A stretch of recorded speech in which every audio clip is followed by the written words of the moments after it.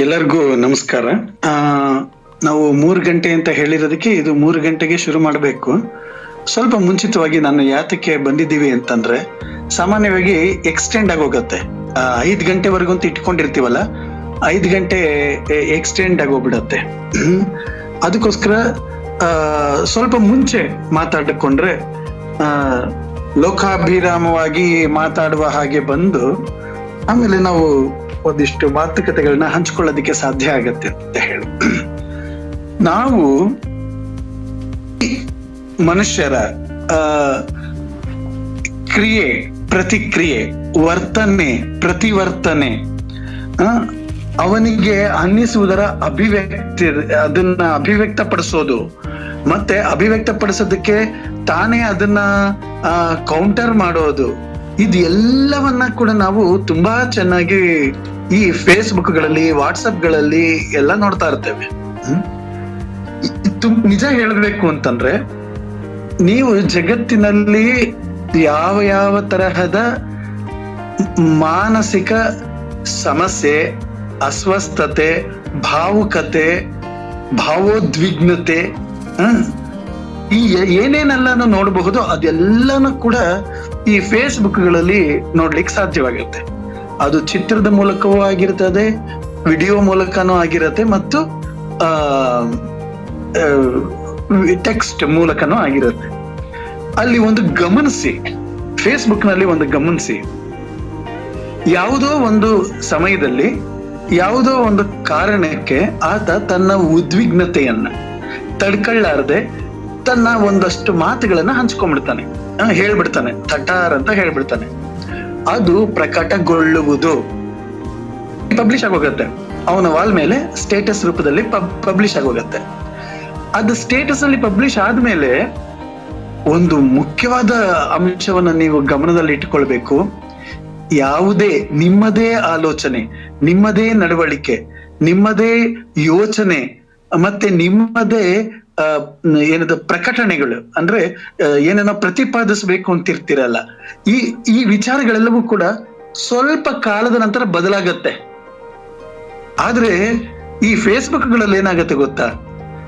ಈಗ ನಾನು ಉದಾಹರಣೆಗೆ ಹೇಳ್ತೀನಿ ನೋಡಿ, ನಾನು ಯಾವುದೋ ಒಂದು ಸಮಯದಲ್ಲಿ ಏನೋ ಒಂದು ಬರ್ದಿರ್ತೇನೆ, ಯಾವುದೋ ವಿಚಾರವಾಗಿ ಏನೋ ಒಂದು ಆಲೋಚನೆ ಮಾಡಿರ್ತೇನೆ, ಬರ್ದಿರ್ತೇನೆ.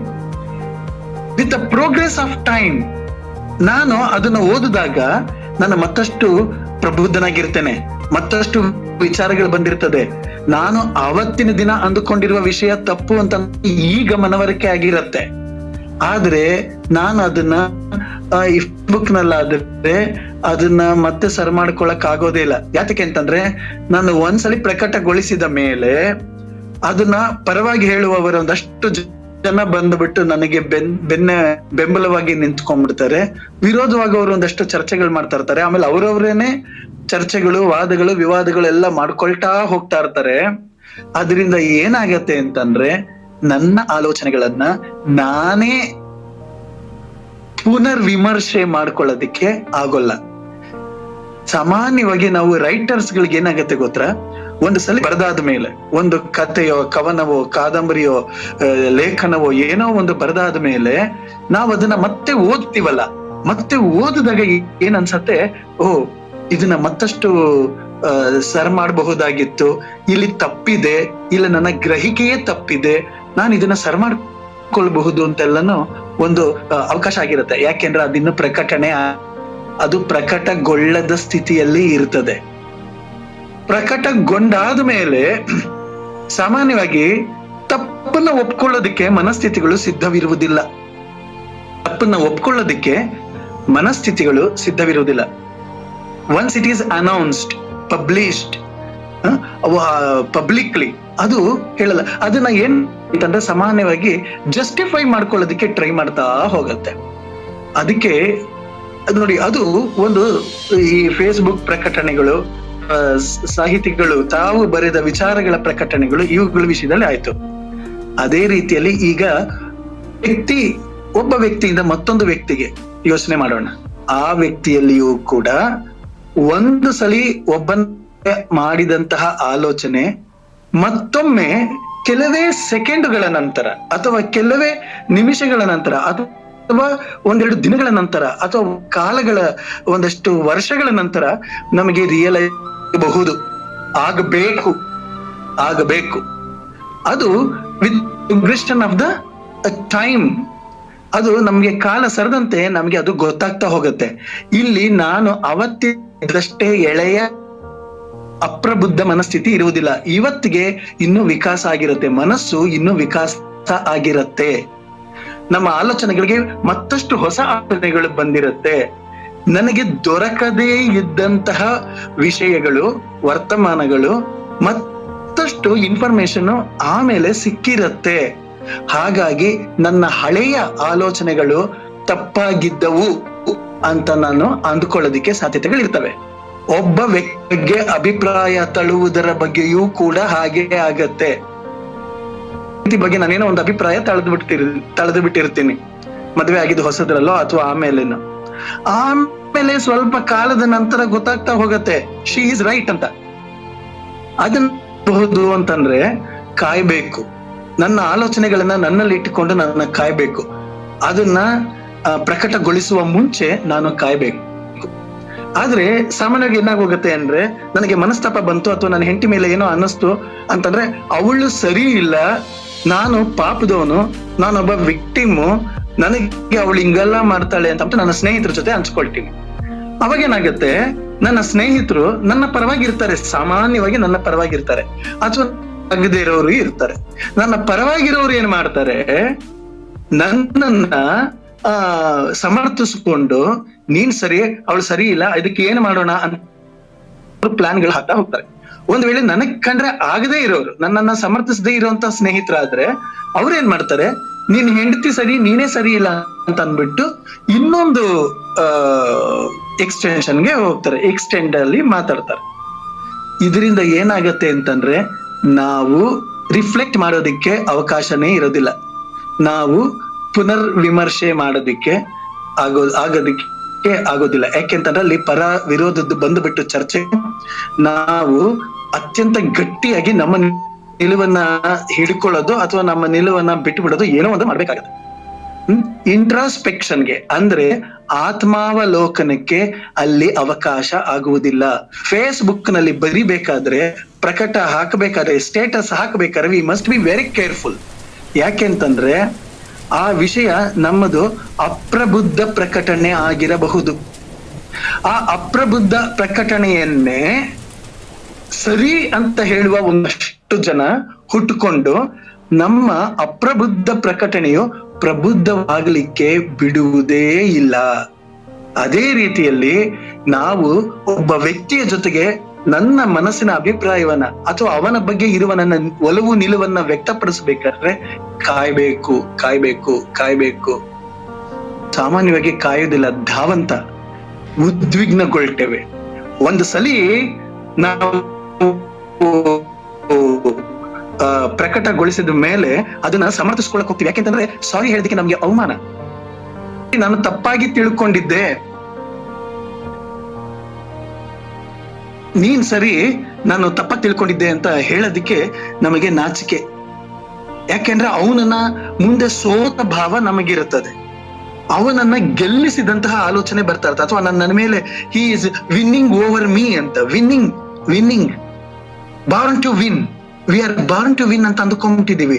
ನಾವು ಹುಟ್ಟಿರುವುದೇ ಗೆಲ್ಲುವುದಕ್ಕೆ, ನಾವು ಗೆಲ್ಲುತ್ತಾನೆ ಇರಬೇಕು ಅಂತ. ನನ್ನ ಹೆಂಡತಿ ಮೇಲೆ ಗೆಲ್ಲಬೇಕು, ನನ್ನ ಮಕ್ಕಳ ಮೇಲೆ ಗೆಲ್ಲಬೇಕು, ಫೇಸ್ಬುಕ್ ನಲ್ಲಿ ಗೆಲ್ಲಬೇಕು, ಹೀಗೆ ನಾನು ಗೆಲ್ತಾನೆ ಇರಬೇಕು.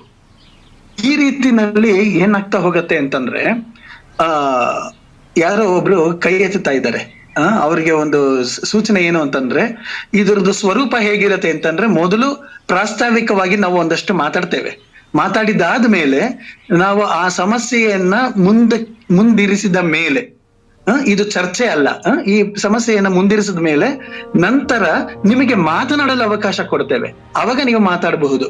ಇದು ಮಧ್ಯದಲ್ಲಿ ಮಾತಾಡೋದಕ್ಕೆ ಆಗೋದಿಲ್ಲ. ಇದನ್ನ ಸ್ವಲ್ಪ ಗಮನ ಇಟ್ಟುಕೊಳ್ಳಿ. ಇದು ಬೇರೆ ರೀತಿಯ, ಇದು ಚರ್ಚೆಯ ವೇದಿಕೆ ಅಲ್ಲ ಅಷ್ಟೇ. Nisar NS for you, it is a information. ಸರಿ, ಈ ರೀತಿನಲ್ಲಿ ಆಗ್ತಾ ಹೋಗುತ್ತೆ. ಯಾವಾಗ ನಾವು ನಮ್ಮ ಅಹಮಿಗೆ ಪೆಟ್ಟು ಬೀಳ್ತದೋ, ನನ್ಗೆ ಈಗೋಗೆ ಹರ್ಟ್ ಆಗ್ತಾ ಅದನ್ನ ನಾನು ಸ್ವಾಭಿಮಾನ ಅಂತ ನಾನು ಪ್ರೆಸೆಂಟ್ ಮಾಡ್ತಾ ಹೋಗ್ತೇನೆ. ಅದನ್ನ ಸ್ವಾಭಿಮಾನ ಅಂತ ಪ್ರೆಸೆಂಟ್ ಮಾಡ್ತಾ ಹೋಗ್ತೇನೆ. ನನ್ನ ಅಹಂಕಾರವನ್ನ ಸ್ವಾಭಿಮಾನ ಅಂತ ಪ್ರೆಸೆಂಟ್ ಮಾಡ್ತೇನೆ. ಆಮೇಲೆ ಈ ಸ್ವಾಭಿಮಾನಕ್ಕೆ ಧಕ್ಕೆ ಆಗ್ತಾ ಇದೆ ಅಂತ ಅಂದ್ಬಿಟ್ಟು ಮತ್ತೊಬ್ಬರ ವಿಷಯದಲ್ಲಿ ವಿರೋಧಿಸುವ ಬದಲು ನಿಂದಿಸಲು ಶುರು ಮಾಡ್ತೇನೆ. ಈ ನಿಂದಿಸುವುದಕ್ಕೂ ಮತ್ತು ವಿರೋಧಿಸುವುದಕ್ಕೂ ವ್ಯತ್ಯಾಸ ಇದೆ. ಸ್ವಾಭಿಮಾನಕ್ಕೂ ಮತ್ತು ಅಹಂಕಾರಕ್ಕೂ ವ್ಯತ್ಯಾಸ ಇದೆ. ವಿಮರ್ಶೆಗೂ ಮತ್ತು ಟೀಕೆಗೂ ವ್ಯತ್ಯಾಸ ಇದೆ. ನಾವು ವಿಮರ್ಶೆ ಮಾಡುವ ಭರದಲ್ಲಿ ಟೀಕಿಸ್ತಾ ಇರ್ತೀವಿ, ವಿರೋಧಿಸುವ ಭರದಲ್ಲಿ ನಿಂದಿಸ್ತಾ ಇರ್ತೀವಿ. ಯಾತಕ್ಕೆ ಅಂತಂದ್ರೆ ನಾವು ನನ್ನ ಅಹಂಕಾರವನ್ನೇ ಸ್ವಾಭಿಮಾನ ಅಂತ ತಿಳ್ಕೊಂಬಿಟ್ಟಿರ್ತೇನೆ. ಅವಾಗ ಏನಾಗ್ತದೆ ಅಂತಂದ್ರೆ, ಬೇರೆಯವರು ಏನಾದ್ರೂ ಒಳ್ಳೆಯದನ್ನೇ ಹೇಳೋದಿಕ್ಕೆ ಹೊರಟ್ರೂ ಕೂಡ ಅದರೊಳಗಡೆ ಏನೋ ಕೆಡುಕಿನ ಹುನ್ನಾರ ಇದೆ ಅಂತ ಅಂದ್ಬಿಟ್ಟು ನಾವ್ ಅಂದ್ಕೊಳ್ತೀವಿ. ಇದು ಏನು ಅಂತಂದ್ರೆ ನಾರ್ಸಿಸ್ಟಿಕ್ ಪರ್ಸನಾಲಿಟಿ ಡಿಸಾರ್ಡರ್ ಅಂತ, ಅಂದ್ರೆ NPD ಅಂತ ಹೇಳ್ತೇವೆ. NPD ಅಂತಂದ್ರೆ ಏನು? ನಾರ್ಸಿಸ್ಟಿಕ್ ಪರ್ಸನಾಲಿಟಿ ಡಿಸಾರ್ಡರ್. ಅಂದ್ರೆ ಕನ್ನಡದಲ್ಲಿ ಹೇಳ್ಬೇಕು ಅಂತಂದ್ರೆ ಆತ್ಮರತಿ. ಯಾವಾಗ್ಲೂ ತಾನು ಸರಿ, ಎಲ್ಲವೂ ಸ್ವಕೇಂದ್ರಿತವಾಗಿ ಆಲೋಚನೆಗಳನ್ನ ಮಾಡುವುದು, ಬೇರೆಯವರಿಗೆ ಮಾತಾಡೋದಿಕ್ಕೂ ಕೂಡ ಬಿಡದೆ ಹಾಗೆ ನನ್ನ ಮಾತನ್ನೇ ಸದಾ ಹೇಳ್ತಿರೋದು. ಈ ರೀತಿನಲ್ಲಿ ಆಮೇಲೆ ಬೇರೆಯವರು ಮಾತಾಡುವಾಗ ಅದನ್ನ ತಡೆದು ತನ್ನ ಮಾತನ್ನ ಹೇಳೋದು, ತನ್ನ ಅಭಿಪ್ರಾಯವನ್ನ ಮಂಡಿಸ್ಕೊಳ್ಬೇಕು ಅಂತ ಹೇಳೋದು. My opinion is more precious ಅಂತ ತಿಳ್ಕೊಳ್ಳೋದು. ಇದೆಲ್ಲವೂ ಕೂಡ ಈ ನಾರ್ಸಿಸ್ಟಿಕ್ ಆಟಿಟ್ಯೂಡ್ಗೆ ಹೋಗ್ತದೆ. ನಾರ್ಸಿಸಮ್ ಅಂತಂದ್ರೆ ಇದು ಆತ್ಮರತಿ. ಇಂತಹ ಸಮಯದಲ್ಲಿ ಏನಾಗ್ತದೆ, ಇದು ಇಲ್ಲಿಗೆ ಮುಗಿಯಲ್ಲ.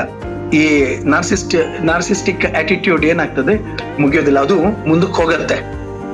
ಎಷ್ಟ್ರ ಮಟ್ಟಿಗೆ ಮುಂದಕ್ಕೆ ಹೋಗತ್ತೆ ಅಂತಂದ್ರೆ, ಅದು god complex, guilty complex, superior complex, ಇದಕ್ಕೆಲ್ಲ ಹೋಗ್ತಾ ಇರ್ತದೆ. ಏನಕ್ಕೆ ಬೇಕಾದ್ರೂ ಹೋಗ್ಬೋದು. ಎಷ್ಟೊಂದು ಕಾಂಪ್ಲೆಕ್ಸ್ಗಳಿಗೆ ಅದು ತಿರುಕೊಳ್ತಾ ಹೋಗುತ್ತೆ. ಮೊಟ್ಟ ಮೊದಲನೇ ಕಾಂಪ್ಲೆಕ್ಸ್ ಈ ನಾರ್ಸಿಸಮ್ ಇದೆಯಲ್ಲ, ನಾರ್ಸಿಸ್ಟಿಕ್ ಪರ್ಸನಾಲಿಟಿ ಡಿಸಾರ್ಡರ್. ಇದನ್ನ ನನ್ನ ದೃಷ್ಟಿಯಲ್ಲಿ ನಾನು ಫಾದರ್ ಆಫ್ ಅದರ್ ಡಿಸಾರ್ಡರ್ಸ್ ಅಂತ ಕರಿತೀನಿ. ಫಾದರೋ ಮದರೋ ಅದು ಸುಮ್ಮನೆ, ಅದು ಲಿಂಗಾಧಾರಿತವಾಗಿ ಅಲ್ಲ ನಾನು ಹೇಳ್ತಾ ಇರೋದು, ಅದು ಅದರ ಮೂಲ ಅಂತ. ನಾರ್ಸಿಸ್ಟಿಕ್ ಪರ್ಸನಾಲಿಟಿ ಡಿಸಾರ್ಡರ್ ಈಸ್ ಅ ಮೂಲ. ಅದು ಏನಾಗ್ತಾ ಹೋಗುತ್ತೆ, ನನ್ನ ದೃಷ್ಟಿಯಲ್ಲಿ ಸ್ವಕೇಂದ್ರಿತವಾಗಿ ನಾವು ಮಾತಾಡ್ತಾ ಹೋಗ್ತೇವೆ. ಇದು ಎಲ್ಲಿಂದ ಶುರುವಾಗತ್ತೆ ಅಂತಂದ್ರೆ, ಈ ಮಕ್ಕಳು ಇದ್ದಾಗ, ಸಣ್ಣ ಮಕ್ಕಳು ಇದ್ದಾಗ್ಲೇನೆ ಶುರುವಾಗಿರತ್ತೆ. ಸಣ್ಣ ಮಕ್ಕಳು ಇದ್ದಾಗ್ಲೇನೆ ಅದು ಶುರುವಾಗಿರತ್ತೆ. ಸುತ್ತಲಿರುವ ಅಪ್ಪ ಅಮ್ಮ ಅಥವಾ ಟೀಚರ್ಸು, ಇವರೆಲ್ಲರೂ ಒಂದಲ್ಲ ಒಂದ್ ರೀತಿಯಲ್ಲಿ ಆ ಮಗು ಮೇಲೆ ಪ್ರಭಾವ ಬೀರ್ತಾ ಹೋಗ್ತಾ ಇರ್ತಾರೆ. ಉದಾಹರಣೆಗೆ ಎಷ್ಟೋ ಸಲಿ ನೀವು ಗಮನಿಸಿದಿರಿ, ಮಗು ಬೀಳತ್ತೆ. ಮಗು ಬಿದ್ದಾಗ ಏನ್ ಏನಾಯ್ತು, ಅಬ್ಬು ಆಯ್ತಾ, ಎಲ್ಲಿ ಇದು ನೆಲದ ಮೇಲೆ ಬಿದ್ದಿರತ್ತೆ ಅಂತ ಇಟ್ಕೊಳ್ಳಿ, ಅಥವಾ ಯಾವ್ದೋ ಚೇರ್ಗೆ ತಗಲಿಸ್ಕೊಂಡಿರತ್ತೆ ಅಂತ ಇಟ್ಕೊಳ್ಳಿ. ಚೇರಿಂದ ಅಬ್ಬು ಆಯ್ತಾ, ನಿನಗೆ ನೋವಾಯ್ತಾ, ತಾಳು ಚೇರಿಗೆ ಅತ್ತ ಮಾಡೋಣ ಅಂದ್ಬಿಟ್ಟು ಹೊಡಿತಾರೆ. ಚೇರಿಗೆ ಹೊಡಿತಾರೆ, ಸೋಫಾಗೆ ಹೊಡಿತಾರೆ. ಯಾರೋ ಒಬ್ರು ಮಗು ಇನ್ನೊಂದು ಮಗು ಜೊತೆ ಆಟ ಆಡ್ತಾ ಇದ್ರೆ ಇಂಟೆನ್ಷನಲ್ ಆಗಲ್ಲ, ಆ ಮಗು ಆಟ ಆಡ್ಬೇಕಾದ್ರೆ ಅದನ್ನ ಕಿತ್ಕೊಂಡ್ಬಿಡ್ತು, ಇದು ಅಳತು, ಇದಕ್ಕೆ ಅದಿಸ್ಕೊಂಡ್ಬಿಡ್ತ ಚಿನ್ನ, ತಾಳು ಅದಕ್ಕೆ ಅತ್ತ ಮಾಡೋಣ ಅಂತ ಹೇಳ್ಬಿಟ್ಟು ಇನ್ನೊಂದು ಮಗುವಿಗೆ ಅತ್ತ ಮಾಡ್ತಾರೆ. ಸುಮ್ನೆ ತಮ್ಮಗೆ ಅತ್ತ ಮಾಡ್ತಾರೆ. ಚೆನ್ನಾಗಿ ನೆನಪಿರಲಿ, ಮಗುವಿಗೆ ತಮಾಷೆ ಅನ್ನೋದು, ಸೀರಿಯಸ್ನೆಸ್ ಅನ್ನೋದು ಇಲ್ಲ. ಅದಕ್ಕೆ ಎಲ್ಲವೂ ಸೀರಿಯಸ್ನೆಸ್, ಅದಕ್ಕೆ ಎಲ್ಲವೂ ಕೂಡ ಸೀರಿಯಸ್ನೆಸ್. ಅದು ಯಾವಾಗ್ಲೂ ಕೂಡ ನೀವು ಏನನ್ನ ಹೇಳ್ತಿರೋ ಅದನ್ನ ನೇರವಾಗಿ ಗ್ರಹಿಸುತ್ತೆ. ಹಾಗಾಗಿ ನಾವು ಏನ್ ಮಾಡ್ಬೇಕು ಅಂತಂದ್ರೆ, ಅವ್ರಗಳಿಗೆ ಏನು ನೋವಾದಾಗೆ ಆ ನೋವಿಗೆ ಅಡ್ರೆಸ್ ಮಾಡ್ಬೇಕು, ಆ ನೋವಿನ ಉಪಶಮನದ ಬಗ್ಗೆ ಮಾತಾಡಬೇಕು. ಅದು ಬಿಟ್ಟು ಈ ಅರ್ಥ ಮಾಡೋದಿದೆಯಲ್ವಾ, ಚೇರ್ಗೆ ಅರ್ಥ ಮಾಡೋದು,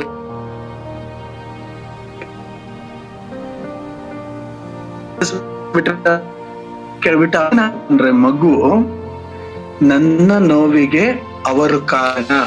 ಮೊಟ್ಟ ಮೊದಲನೆಯ ತಪ್ಪು ಪಾಠ ಯಾವ್ದದು ಅಂದ್ರೆ ನನ್ನ ನೋವಿಗೆ ಅವರು ಕಾರಣ ಅಂತ. ಆಯ್ತಾ? ಅಂದ್ರೆ ಎರಡನೇದು ಇನ್ನೊಂದು ಮಹಾ ಭಯಂಕರ ತಪ್ಪು,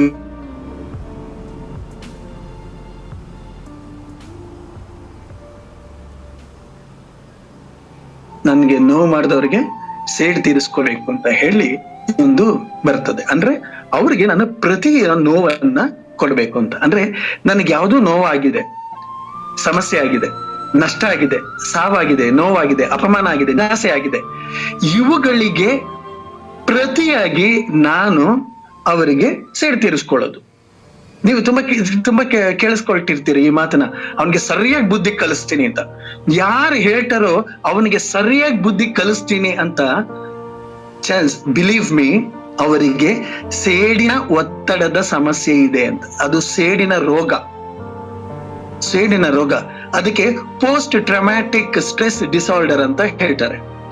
ಪೋಸ್ಟ್ ಟ್ರಾಮ್ಯಾಟಿಕ್ ಸ್ಟ್ರೆಸ್ ಡಿಸಾರ್ಡರ್ ಅಂತಂದ್ರೆ ತನಗೆ ಯಾವುದೋ ಒಂದು ನೋವಾಗಿದೆಯಲ್ಲ. ಟ್ರಾಮಾ ಅಂತಂದ್ರೆ ಏನ್? ಟ್ರಾಮಾ ಅಂತಂದ್ರೆ ಉಳಿದಿರುವ ನೋವು, ಅಡಗಿರುವಂತಹ ಬಾಧೆ. ಅದೇನೋ ಒಂದು ಒಳಗಡೆ ಇದೆ, ಆ ಬಾಧೆ ಇದೆಯಲ್ವಾ, ಅದನ್ನ ಇದನ್ ಮಾಡೋದಿಕ್ಕೆ ಏನದು, ಅದನ್ನ ಉಪಶಮನ ಮಾಡ್ಕೊಳ್ಳೋದು ಹೇಗೆ ಅಂತಂದ್ರೆ ಅವ್ರ ಮೇಲೆ ಸೇಡನ್ನ ತೀರಿಸ್ಕೊಳ್ಳೋದ್ರ ಮೂಲಕ. ಈ ರೀತಿಯಲ್ಲಿ ಮಾಡುವುದರ ಮೂಲಕ ಏನಾಗ್ತದೆ ಅಂತಂದ್ರೆ ಅವರಿಗೆ ಈ ಸೇಡಿನ ರೋಗ ಶುರುವಾಗ್ತದೆ. ಅದು ಪೋಸ್ಟ್ ಟ್ರಾಮ್ಯಾಟಿಕ್ ಸ್ಟ್ರೆಸ್ ಡಿಸಾರ್ಡರ್ ಶುರುವಾಯ್ತು ಅಂತಂದ್ರೆ ಅದೇನಾಗತ್ತೆ ಅಂತಂದ್ರೆ ಅವನು ಸುಮ್ಮನೆ ಇರೋದಿಲ್ಲ, ಪದೇ ಪದೇ ನೆನಪಿಸ್ಕೊಳ್ತಾ ಇರ್ತಾನೆ. ಅದನ್ನ ಒಬ್ಬನೇ ಕೂತಿದ್ದಾಗ್ಲೂ ನೆನಪಿಸ್ಕೊಳ್ತಾನೆ, ಎಲ್ಲೇ ಹೋಗ್ತಾ ಇದ್ರು ಅದು ನೆನೆಸ್ಕೊಳ್ತಾ ಇರ್ತಾನೆ, ಉದ್ವೇಗಗೊಳ್ತಾ ಇರ್ತಾನೆ. ಜೊತೆಗೆ ಸಾಲದಕ್ಕೆ ಏನ್ ಮಾಡ್ತಾನೆ, ಬೇರೆಯವ್ರ ಹತ್ರ ಅದನ್ನ ಹೇಳ್ಕೊಳ್ತಾ ಇರ್ತಾನೆ. ಯಾವ ವಿಷಯವನ್ನ ಪದೇ ಪದೇ ನೆನಪಿಸ್ಕೊಳ್ತಾರೋ, ಇತರವರಿಗೆ ಹೇಳ್ಕೊಳ್ತಾ ಇರ್ತಾರೋ, ಅದು ಪುನರಾವರ್ತನೆ ಆಗ್ತಾ ಇರ್ತದೆ. Anything in the matter of a mind which is repeatedly happening, occurring again and again, again and again ಆಗ್ತಾ ಇದೆ ಅಂತಂದ್ರೆ ಇಟ್ ವಿಲ್ ಬಿ ಸ್ಟ್ರೆಂಥನ್ಡ್, ಅವು ಬಲಗೊಳ್ಳುವುದು. ಅಷ್ಟೇ ಅಲ್ಲದೆ ಅವು ನೋವನ್ನ ಜೀವಂತವಾಗಿಡುವುದು. ನಿರಾಸೆಯ, ನಷ್ಟದ, ಸಾವಿನ, ನೋವಿನ, ಅಪಮಾನದ, ಇವುಗಳದ್ದು ಯಾವುದೋ ಒಂದಿರುವುದು ಆ ನೋವನ್ನ ಏನ್ ಮಾಡ್ತದೆ ಅಂತಂದ್ರೆ ಅದನ್ನ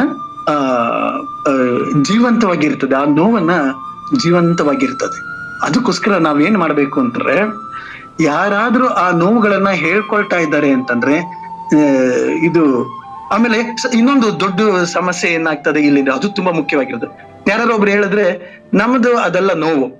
ಈಗ ಮಗುದು ಒಂದು ಗೊಂಬೆ ಮುರಿದೋಗಿದೆ, ಆ ಮಗು ಬಂದು ನಿಮ್ಗೆ ಹೇಳ್ತದೆ ಅದು ಗೊಂಬೆ ಮುರಿದೋಯ್ತು ಅಂತ. ಅಯ್ಯೋ ಹೋದ್ರೆ ಹೋಗ್ಲಿ ಬಿಡು, ಇನ್ನೊಂದು ತಗೊಂಡು ಹೋಗ್ಲಿ ಬಿಡಪ್ಪ, ಹೋಗ್ಲಿ ಬಿಡು ಅಂತ.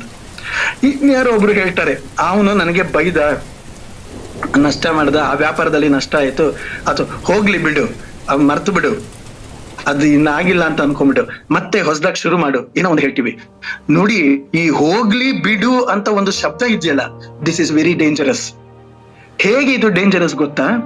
ಹೋಗಲಿ ಬಿಡು ಅಂತ ನೀವು ಆ ಮಗುಗೆ ಹೇಳ್ತೀರಾ, ನಿಮಗೆ ಆ ಮಗು ಮುರಿದು ಹೋಗಿರುವ ಗೊಂಬೆ ವಿಷಯ ಅಲ್ಲ, ಆದರೆ ಮಗುವಿಗೆ ಬಹಳ ದೊಡ್ಡ ವಿಷಯ. ಅದಕ್ಕೆ ಮಾನಸಿಕವಾಗಿ ಅದರದ್ದು ಜೊತೆಗೆ ನಂಟಿದೆ, ಭಾವನಾತ್ಮಕವಾಗಿ ಅದಕ್ಕೆ ನೋವಾಗಿದೆ. ಹಾಗೆಯೇ ಒಬ್ಬ ವ್ಯಕ್ತಿ ಇನ್ನೊಬ್ಬ ವ್ಯಕ್ತಿ ಜೊತೆ ಜಗಳ ಆಡಿದಾಗ ಅವನಿಗೆ ಅಪಮಾನ ಆಗಿರುತ್ತೆ, ಅವನಿಗೆ ನೋವಾಗಿರುತ್ತೆ. ನೀವು ಹೋಗಲಿ ಬಿಡು ಅಂತಂದ್ರೆ ಅದು ನೀವು ಥರ್ಡ್ ಪರ್ಸನ್, ನೀವು ಆ ವ್ಯಕ್ತಿ ಅಲ್ಲ. You are not sympathizing him, you are not empathizing him, you are just asking him to give up the pain. ಬಿಟ್ಟು ಬಿಡು, ಮಾರ್ತ ಬಿಡು, ಅದನ್ನೆಲ್ಲ ತಲೆಗೆ ಇಟ್ಕೊಂಬೇಡ ಅಂತ ಹೇಳ್ತಾ ಇದ್ದೀರಾ. It is not possible. ಯಾಕೆ ಅಂತಂದ್ರೆ ನೋವು ನೋವೇ. ಆ ನೋವು ಇದೆಯಲ್ವಾ, ಆ ನೋವನ್ನ ಈ ಹೋಗ್ಲಿ ಬಿಡು ಅಂತಂದ್ರೆ ಅದನ್ನ ಹಂಗೆ ಬಿಟ್ಟು ಬಿಡೋದಕ್ಕೆ ಆಗೋದಿಲ್ಲ. ಅವ್ರಿಗೆ ಬೇಕಾಗಿರೋದೇನು ಅಂತಂದ್ರೆ ಸಾಂತ್ವನ, ಸಮಾಧಾನ. ಈ ಹೋಗ್ಲಿ ಬಿಡು ಅನ್ನೋದು ಸಮಾಧಾನ ಅಲ್ಲ. ಹೋಗ್ಲಿ ಬಿಡು ಹೋಗ್ಲಿ ಬಿಡು ಹೋಗ್ಲಿ ಬಿಡು ಅಂದ್ರೆ ನೀವು ಅವರ ನೋವನ್ನ ನಿರ್ಲಕ್ಷಿಸ್ತಾ ಇದ್ದೀರಾ ಅಂತ ಅರ್ಥ. ಹಾಗಾಗಿ ನಾವು ಈಸಿಯಾಗಿ ಹೋಗ್ಲಿ ಬಿಡು ಅಂತ ಅನ್ನುವುದರ ಬದಲು ಅವರ ನೋವಿಗೆ, ಅವರ ನಿರಾಸೆ, ನಷ್ಟಕ್ಕೆ, ಯಾವ್ದೋ ಒಂದು ಹುಡುಗಿ ಜೊತೆ ಏನೋ ಬ್ರೇಕಪ್ ಆಗಿದೆ ಅಂತಂದ್ರೆ ಅಯ್ಯೋ ಹೋಗ್ಲಿ ಬಿಡು ಮಗ, ಇನ್ನೊಬ್ಳು ಸಿಗ್ತಾನೆ ಅಥವಾ ಇನ್ನೊಬ್ಬ ಸಿಗ್ತಾನೆ, ಇದು ನಮಗೆ ಈಸಿ. ಯಾಕೆಂದ್ರೆ ನಾವು ಆ ಪರ್ಸನ್ ಅಲ್ಲ. ವಿ ಹ್ಯಾವ್ ಟು ಎಂಪಥೈಸ್, ಸಹಾನುಭೂತಿ. ಅಂದ್ರೆ ಇಲ್ಲಿ ಹೋಗ್ಲಿ ಬಿಡು ಶಬ್ದವನ್ನ ಹೇಳುವ ಮೂಲಕ ನಮಗೆ ಸಿಂಪತಿನೂ ಇಲ್ಲ, ಎಂಪತಿ ಅಂತೂ ಬಹಳ ದೂರ ಉಳ್ಕೊಂಡ್ಬಿಡ್ತು. ನಾವು ಅವರಿಗೆ ಏನ್ ಮಾಡ್ಬೇಕು ಅಂತಂದ್ರೆ, ಆ ನೋವಿನಿಂದ ಹೊರಗೆ ಬರಲು ಯಾವ ರೀತಿಯಲ್ಲಿ ಸಮಾಧಾನವನ್ನ ಕೊಡ್ಬೇಕು, ಅಥವಾ ಸಲಹೆಗಳನ್ನ ಕೊಡ್ಬೇಕು, ಅಥವಾ ಜೊತೆಯಲ್ಲಿ ಇದ್ದು ಕೆಲಸವನ್ನ ಮಾಡಬೇಕು, ದಟ್ ಈಸ್ ಡಿಫ್ರೆಂಟ್. ಅದು ಒಂದೊಂದು ಎಮೋಷನ್ಸ್ಗೂ, ಒಂದೊಂದು ಎಮೋಷನಲ್ ಟ್ರಾಮಾಗೂ ಒಂದೊಂದು ರೀತಿಯ ಕೆಲಸಗಳು ಇರ್ತವೆ. ಇದನ್ನೆಲ್ಲವನ್ನ ನಾವು ಗಮನಿಸ್ಕೊಳ್ಬೇಕು. ಇದು ಆದ್ಮೇಲೆ ನಾವು ಅವ್ರಿಗೆ ಹೋಗ್ಲಿ ಬಿಡು ಅಂತ ನಾವ್ ಹೇಳೋದಲ್ಲ, ಅವರೇ ಅದನ್ನ ಹೋಗ್ಲಿ ಬಿಡು ಅಂತ ಬಿಡ್ತಾರೆ. ವ್ಯಕ್ತಿ, ನೋವುಂಡ ವ್ಯಕ್ತಿ, ನಿರಾಸೆಗೊಳಗಾದ ವ್ಯಕ್ತಿ, ಬ್ರೇಕಪ್ ಆಗಿರೋ ಹುಡುಗ ಅಥವಾ ಹುಡುಗಿ, ಗೊಂಬೆಯನ್ನ ಮುರಿದುಕೊಂಡಿರೋ ಮಗು, ಆ ಮಗುವಿಗೆ ಹೋಗಲಿ ಬಿಡು ಅಂತ ಹೇಳುವುದಕ್ಕೆ ನಾವು ಪ್ರೇರೇಪಿಸಬೇಕು, ಅಥವಾ ಅಷ್ಟರ ಮಟ್ಟಿಗಿನ ಸಮಾಧಾನವನ್ನ ನಾವು ಮಾಡ್ಬೇಕು. ನಾವೇ ಹೇಳೋದಲ್ಲ ಹೋಗ್ಲಿ ಬಿಡು ಅಂತ. ಒಬ್ಬ ಇದು ಹೇರ್ ಕಟ್ಟರು ನಾನು ಲಾಂಗ್ ಇದನ್ ಬಿಡಬೇಕು ಅಂತ ಅನ್ಕೊಂಡಿದ್ದೆ, ಏನದು ಸೈಡ್ ಲಾಕ್ ತುಂಬಾ ಕೆಳಗಡೆವರೆಗೂ ಬಿಟ್ಟಿದೆ, ತುಂಬಾ ದಪ್ಪದಾಗಿ. ನಾನು ತುಂಬಾ ಫ್ಯಾಷನ್ ಮಾಡುವಂತ ಮನುಷ್ಯ, ಏನೇನ ಮಾಡ್ತಾ ಇದ್ದೆ. ಅವನಿಗೆ ಹೇಳಿದೆ ಸೈಡ್ ಲಾಕ್ ತುಂಬಾ ಕೆಳಗಡೆವರೆಗೂ ಬಿಡಬೇಕು ಅಂತ.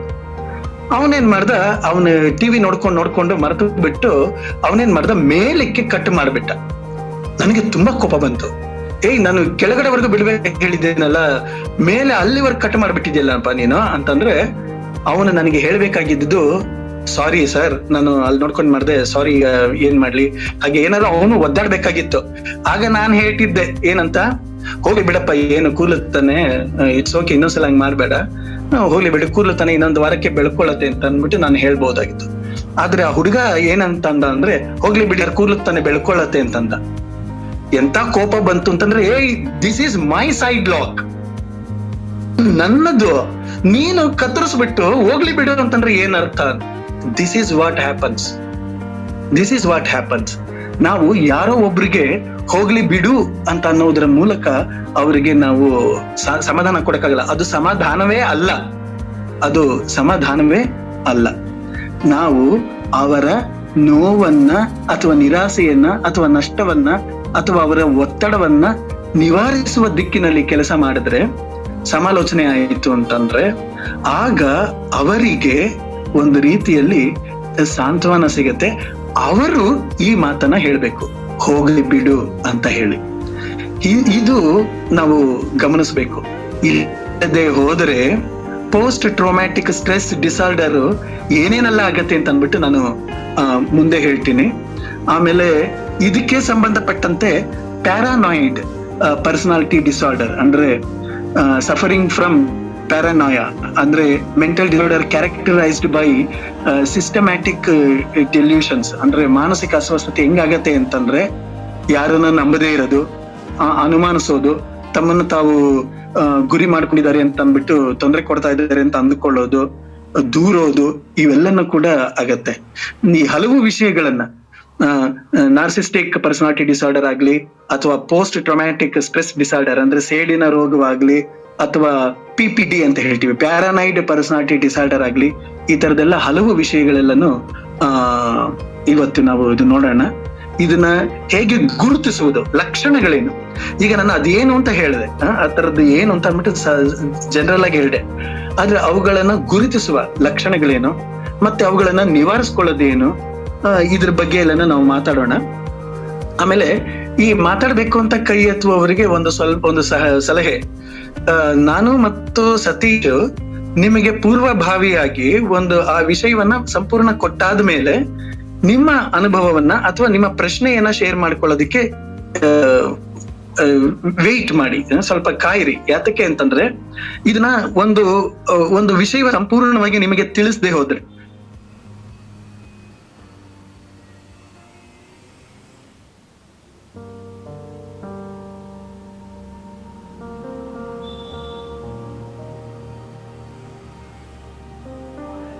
ಮಾಡಲಿಕ್ಕೆ ಸಾಧ್ಯವಾಗದೆ ಹೋಗ್ಬಹುದು. ಹಾಗಾಗಿ ಸ್ವಲ್ಪ ನೀವು ಕಾಯ್ಬೇಕಾಗತ್ತೆ. ಸತೀಶ್, ಈಗ ನೀವೇನಾದ್ರು ಹೇಳ್ತೀರಾ ಅನ್ನೋದಾಗಿತ್ತು ಅಂದ್ರೆ ಹೇಳಿ, ಆಮೇಲೆ ನಾವು ಇದು ಮಾತಾಡೋರ್ನ ಕರೆಯೋಣ. ವಿಶ್ವನಾಥ್ ಮತ್ತೆ ಮತ್ತೊಬ್ರು ಯಾರೋ 3 ಜನ ಇನ್ಕ್ಲೂಡಿಂಗ್ ಆನಂದ್ ಯಾರೋ ಮಾತಾಡೋದಕ್ಕೆ ಕೈ ಎತ್ತಿದ್ರು. ಆಮೇಲೆ ನೋಡೋಣ, ಪ್ಲೀಸ್. ಬ್ರೀಫ್ ಮಾಡ್ತೀನಿ. ಎಲ್ರಿಗೂ ನಮಸ್ಕಾರ. ಮೊದಲಿಗೆ ಇದನ್ನ ದ್ವೇಷ ಅನ್ನೋ ವಿಚಾರದ ಬಗ್ಗೆ ನಾವು ಮಾತಾಡ ಸೇಡು, ದ್ವೇಷ, ಹಾಗೆ ಅಂತ ಕರಿತೀವಿ. ಇದೇನು ಈ ಸೇಡು ಅಥವಾ ದ್ವೇಷ ಹಾಗೆ ಏನಕ್ಕೆ ಬರುತ್ತೆ? ವ್ಯಕ್ತಿ ವಿರುದ್ಧ ಇರ್ಬೋದು, ಅಥವಾ ಒಂದು ಗುಂಪಿನ ವಿರುದ್ಧ ಇರ್ಬೋದು, ಅಥವಾ ಯಾವುದೋ ಒಂದು ಕಾರಣಕ್ಕಾಗಿ ನಮ್ಮ ಮನಸ್ಸಲ್ಲಿ ಎದುರುಗಡೆ ಇರುವಂತ ಮನುಷ್ಯನ ಮೇಲೆ ಒಂದು ಹಾನಿಕಾರಕ ಕ್ರಮವನ್ನು ನಾವು ಕೈಗೊಳ್ಬೇಕು ಅಂತ ನಮ್ಮ ಮನಸ್ಥಿತಿ ಬರುತ್ತಲ್ಲ, ಅದನ್ನ ನಾವು ಹಗೆ ಅಥವಾ ದ್ವೇಷ ಅಂತ ಕರಿತೀವಿ. ಇದರಲ್ಲಿ ಅದು ರಿಯಲ್ ಆಗಿ ನಮ್ಗೆ ಆ ನೋವು ಆಗಿರ್ಬೋದು, ಅಥವಾ ನಾವು ಅದನ್ನ ತಪ್ಪು, ಅದು ನಮ್ಮ ಪರ್ಸೆಪ್ಷನ್ ಆ ರೀತಿ ಇರ್ಬೋದು. ಅಂದ್ರೆ ನಮ್ಗೆ ನೋವಾಗಿದೆ ಅನ್ನೋ ಅಂತ ನಮ್ಮ ಪರ್ಸೆಪ್ಷನ್ ನಮ್ಮಲ್ಲಿ ಇರ್ಬೋದು, ಅಥವಾ ನಿಜವಾಗಿಯೂ ಕೂಡ ನಮ್ಗೆ ನೋವಾಗಿರ್ಬೋದು. ಬಟ್ ಈ ಒಂದು ಕಾರಣದಿಂದ ನಾವು ಎದುರುಗಡೆ ಇರುವಂತ ಮನುಷ್ಯನ ಮೇಲೆ ಹಾನಿ ಮಾಡ್ಲೇಬೇಕು ಅನ್ನೋ ಮನಸ್ಥಿತಿ ನಮ್ಮಲ್ಲಿ ಬರುತ್ತಲ್ಲ, ಅದನ್ನ ನಾವು ಈ ಸೇಡು ಅಥವಾ ದ್ವೇಷ ಅಂತೇಳಿ ಕರಿತೀವಿ. ಮತ್ತೆ ಈ ದ್ವೇಷ ಅನ್ನೋ ವಿಚಾರ ಅಂತ ಬಂದಾಗ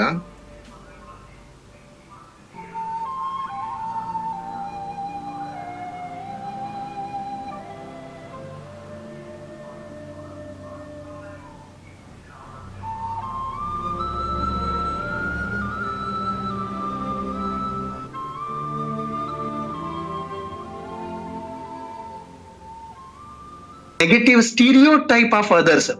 ಅವನ ನಿಮ್ಮತ್ತೆ ಅಂದ್ರೆ ನಿಮ್ಮಮ್ಮ ಹಿಂಗೇನೆ, ಈಗ ಗಂಡನಿಗೆ ಹೇಳ್ಬೇಕು ಹೆಂಡತಿ ಅಂದ್ರೆ ನಿಮ್ಮಮ್ಮ ಹಿಂಗೇನೆ, ಅವ್ರಿಗೆ ನನ್ನ ಅವಮಾನ ಮಾಡೋದಕ್ಕೇನೆ ಅವ್ರು ಹಂಗ್ ಮಾಡಿದ್ದು, ಅವತ್ತು ಬೇಕಂತಾನೆ ಅವ್ರು ನನ್ಗೆ ಜಗಳ ತೆಗ್ದಿದ್ದು, ಅವತ್ತು ನನ್ನ ಬರ್ತ್ಡೇ ದಿನಾನೇ ಅವ್ರು ಯಾಕೆ ಅದನ್ನ ಹೇಳ್ಬೇಕಾಗಿತ್ತು, ಈ ರೀತಿ ಅವ್ರು ಹಾಗೇನೆ, ಅವ್ರು ಸುಧಾರಿಸ್ಕೊಳ್ಳೋದಿಲ್ಲ ಅಂತ ಈ ತರ ಸ್ಟೀರಿಯೋ ಟೈಪ್ ಆಗಿ ಬೇರೆಯವ್ರ ಬಗ್ಗೆ ಯೋಚನೆ ಮಾಡ್ತಾರೆ. ಅಷ್ಟೇ ಅಲ್ಲ, ಇದು ವ್ಯಕ್ತಿಗತವಾದ ಸಮಸ್ಯೆ ಅಲ್ಲ, ಇದು ಹಾಗೇನೆ ವ್ಯಕ್ತಿಗತವಾದ ಸಮಸ್ಯೆಗಳೆಲ್ಲವೂ ಕೂಡ ಕೌಟುಂಬಿಕ ಸಮಸ್ಯೆಗಳಾಗ್ತವೆ. ಕೌಟುಂಬಿಕ ಸಮಸ್ಯೆಗಳು, ವ್ಯಕ್ತಿಗತ ಸಮಸ್ಯೆಗಳು ಯಾವ್ಯಾವು ಇವೆಯೋ ಅವೆಲ್ಲವೂ ಕೂಡ ಸಾಮಾಜಿಕ ಸಮಸ್ಯೆಗಳಾಗಿಯೂ ಕೂಡ ಡೆವಲಪ್ ಆಗ್ತದೆ. ಇದು ಎಷ್ಟರ ಮಟ್ಟಿಗೆ negative stereo type of others ಹೆಂಗೆ ಮುಂದುವರಿಯುತ್ತೆ ಅಂತಂದ್ರೆ, ಡಿಫರೆಂಟ್ ಕಲ್ಚರಲ್ ಗ್ರೂಪ್ ನ ನಮ್ಮ ದೇಶದಲ್ಲಿ, ಉದಾಹರಣೆಗೆ ನಮ್ಮ ದೇಶವನ್ನೇ ತಗೊಂಡ್ರೆ ಡಿಫರೆಂಟ್ ಕಲ್ಚರಲ್ ಗ್ರೂಪ್ಸ್ ಇದೆ. ಆ ಡಿಫರೆಂಟ್ ಕಲ್ಚರಲ್ ಗ್ರೂಪ್ಸ್ ನಲ್ಲಿ ಬೇರೆ ಬೇರೆ ಕಲ್ಚರ್ ಗ್ರೂಪ್ಸ್ ನ ಒಂದು ಕಲ್ಚರ್ ಟಾಲರೇಟ್ ಮಾಡೋದಿಲ್ಲ. ಅವರು ಹಿಂಗೆ, ಅವರು ಹಂಗೆ ಅಂತ ಒಂದು ರೀತಿಯಲ್ಲಿ ಹೇಳ್ತಾ ಇರ್ತಾರೆ. ಇನ್ನೊಂದು ದೊಡ್ಡ ವಿಷಯ ಏನು ಅಂತಂದ್ರೆ, ಈ ಜನ ತಾವು ಸರಿ, so no treatment is needed. ನಾನು ಕರೆಕ್ಟ್ ಆಗಿ ಇರುವುದರಿಂದ ನನಗೆ ಯಾವ ಚಿಕಿತ್ಸೆಯ ಅಗತ್ಯವೂ ಇಲ್ಲ, ಯಾವ ಸಮಾಲೋಚನೆಯ ಅಗತ್ಯವೂ ಇಲ್ಲ. ನಾನು ಸೈಕಿಕ್ ಅಲ್ಲ, ಸೈಕಾಲಜಿ ಟ್ರೀಟ್ಮೆಂಟ್ ಅಥವಾ ಸೈಕೋಥೆರಪಿನ ಎಂಥದ್ದು ನನಗೆಲ್ಲ ಬೇಕಾಗಿರೋದೆಲ್ಲನೂ ನಿಮಗೆ ಅಂತ ಹೇಳ್ತಾರೆ. ಇದು for your kind information, it is A chronic disorder. It is A chronic disorder. What is chronic disorder? ಅದು ತೀರದೇ ಇರುವಂತದ್ದು, ಮುಗಿದೇ ಇರುವಂತಹ ಒಂದು ಸಮಸ್ಯೆ. ಇದು ಎಷ್ಟರ ಮಟ್ಟಿಗೆ ಇರತ್ತೆ ಅಂತಂದ್ರೆ, ಜೀವನ ಪೂರ್ತಿ ಈ ಸಮಸ್ಯೆ ಇರಬಹುದಾಗಿರುವಂತಹ ಎಲ್ಲಾ ಸಾಧ್ಯತೆಗಳು ಇರ್ತದೆ. Unless and until they realise, yes I have a problem, yes I have to correct myself. ನಾನು ನನ್ನ ಸರ್ ಮಾಡ್ಕೊಳ್ಬೇಕು, ನನ್ನಿಂದ ಈ ಸಮಸ್ಯೆಗಳಾಗ್ತಾ ಇದೆ ಅಂತ ಒಂದು ಬ್ಯೂಟಿಫುಲ್ ರಿಯಲೈಸೇಷನ್, ಜ್ಞಾನೋದಯ ಆಗತ್ತೆ ಅಂತಂದ ದಿನದಲ್ಲಿ ಅದಾಗತ್ತೆ. ಇದನ್ನ ಇನ್ನು ಏನೇನೆಲ್ಲ ಮಾಡಬಹುದು ಅಂತ ಅಂದ್ಬಿಟ್ಟು ನಾವು ಮುಂದಕ್ಕೆ ಇದನ್ನೆಲ್ಲ ಇಂಥವ್ರ ಜೊತೆನಲ್ಲಿ ಹೇಗೆ ಹ್ಯಾಂಡಲ್ ಮಾಡೋದು, ಇಂಥವ್ರದ್ದೆಲ್ಲನೂ ಅಥವಾ ಇಂಥದವ್ರಿಗೆ ಹೆಂಗೆ ಚಿಕಿತ್ಸೆಗೆ ಒಳಪಡಿಸ್ಲಿಕ್ಕೆ ಸಾಧ್ಯವ, ಇದ್ರ ಬಗ್ಗೆ ಎಲ್ಲ ಮಾತಾಡೋಣ.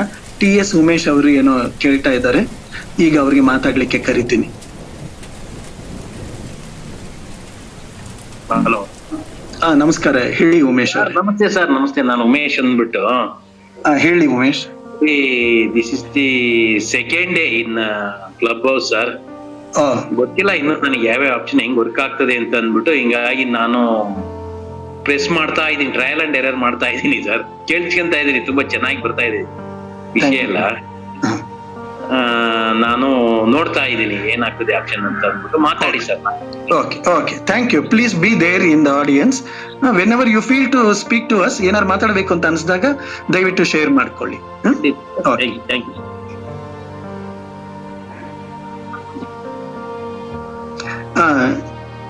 ಯಮಶ ಮಾತಾಡ್ಬೇಕಾ? ಯಾರಾದ್ರೂ ಮಾತಾಡೋರಿದ್ರೆ ಹ್ಯಾಂಡ್ ರೈಸ್ ಮಾಡಿ ಇವಾಗ, ಸೊ ದಟ್ ವಿ ಕ್ಯಾನ್. ಯಾರು ಏನಾದ್ರು ಕೇಳೋದಾಗಿದ್ರೆ ಕೇಳಿ, ಅಥವಾ ಇಲ್ಲಾಂದ್ರೆ ನಾನು ಮುಂದುವರಿಸ್ತೇನೆ. ವಿಶ್ವನಾಥ್, ಅಣೆಕಟ್ಟೆ ವಿಶ್ವನಾಥ್ ಏನೋ ಕೇಳಲಿಕ್ಕೆ ಆಗ್ಲಿಂದ ಪ್ರಯತ್ನ ಪಡ್ತಾ ಇದ್ರು. ನಾನು ಅವಕಾಶ ಕೊಟ್ಟಿರ್ಲಿಲ್ಲ. ಇದು ಮುಗಿಲಿ ಅಂತ ಅನ್ಬಿಟ್ಟು ಕಾಯ್ತಾ ಇದೆ. ಎಲ್ಲ ತಪ್ಪಿಸ್ಕೊಂಡ್ಬಿಟ್ಟವ್ರೆ. ಇಲ್ಲ ಅವರು. Okay okay. ಇನ್ನೇನಾರು ಯಾರು ಹೇಳೋದಾಗಿತ್ತು ಅಂತಂದ್ರೆ ಸಂಗಪ್ಪ ಚಿಟ್ಟಿ ಪ್ಲೀಸ್ ಮಾತಾಡಿ. ಸರ್ ನಮಸ್ಕಾರ ಸರ್. ನಮಸ್ಕಾರ ಸಂಗಪ್ಪ, ಹೇಳಿ ಸರ್. ಖುಷಿ ಆಯ್ತು ನಿಮ್ ಜೊತೆ ಮಾತಾಡೋದು. Pleasure is mine also, please. Sir ನಾನು ಒಂದು NGO ಕೆಲಸ ಮಾಡ್ತಾ ಇದ್ದೀನಿ. NGO-ದಲ್ಲಿ ಕಂಪ್ಯೂಟರ್ ಸಿಸ್ಟಮ್ ಅಡ್ಮಿನ್ ಅಂತ ವರ್ಕ್ ಮಾಡ್ತಾ ಇದ್ದೀನಿ. ಸಿಸ್ಟಮ್ ಅಡ್ಮಿನ್ ಅಂತ.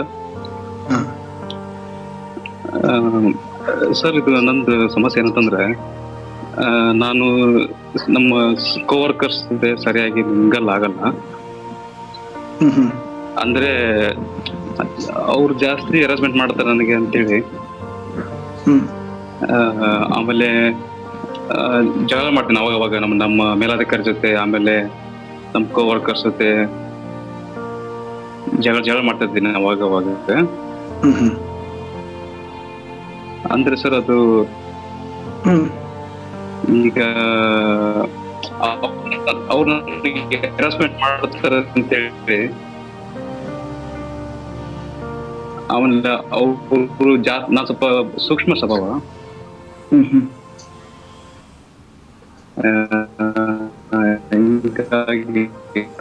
ಸರಿಯಾಗಿ ಕೇಳಿಸ್ತಾ ಇಲ್ಲ ಸಂಗಪ್ಪ, ಸ್ವಲ್ಪ ಗಟ್ಟಿಗೆ ಹೇಳಿ. ಅಥವಾ ನೆಟ್ವರ್ಕ್ ಇಶ್ಯೂಸ್ ಏನಾರು ಇದೆಯಾ ಅನ್ಸತ್ತ?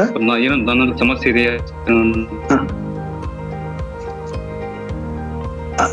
ಇದು ಸಂಗಪ್ಪ,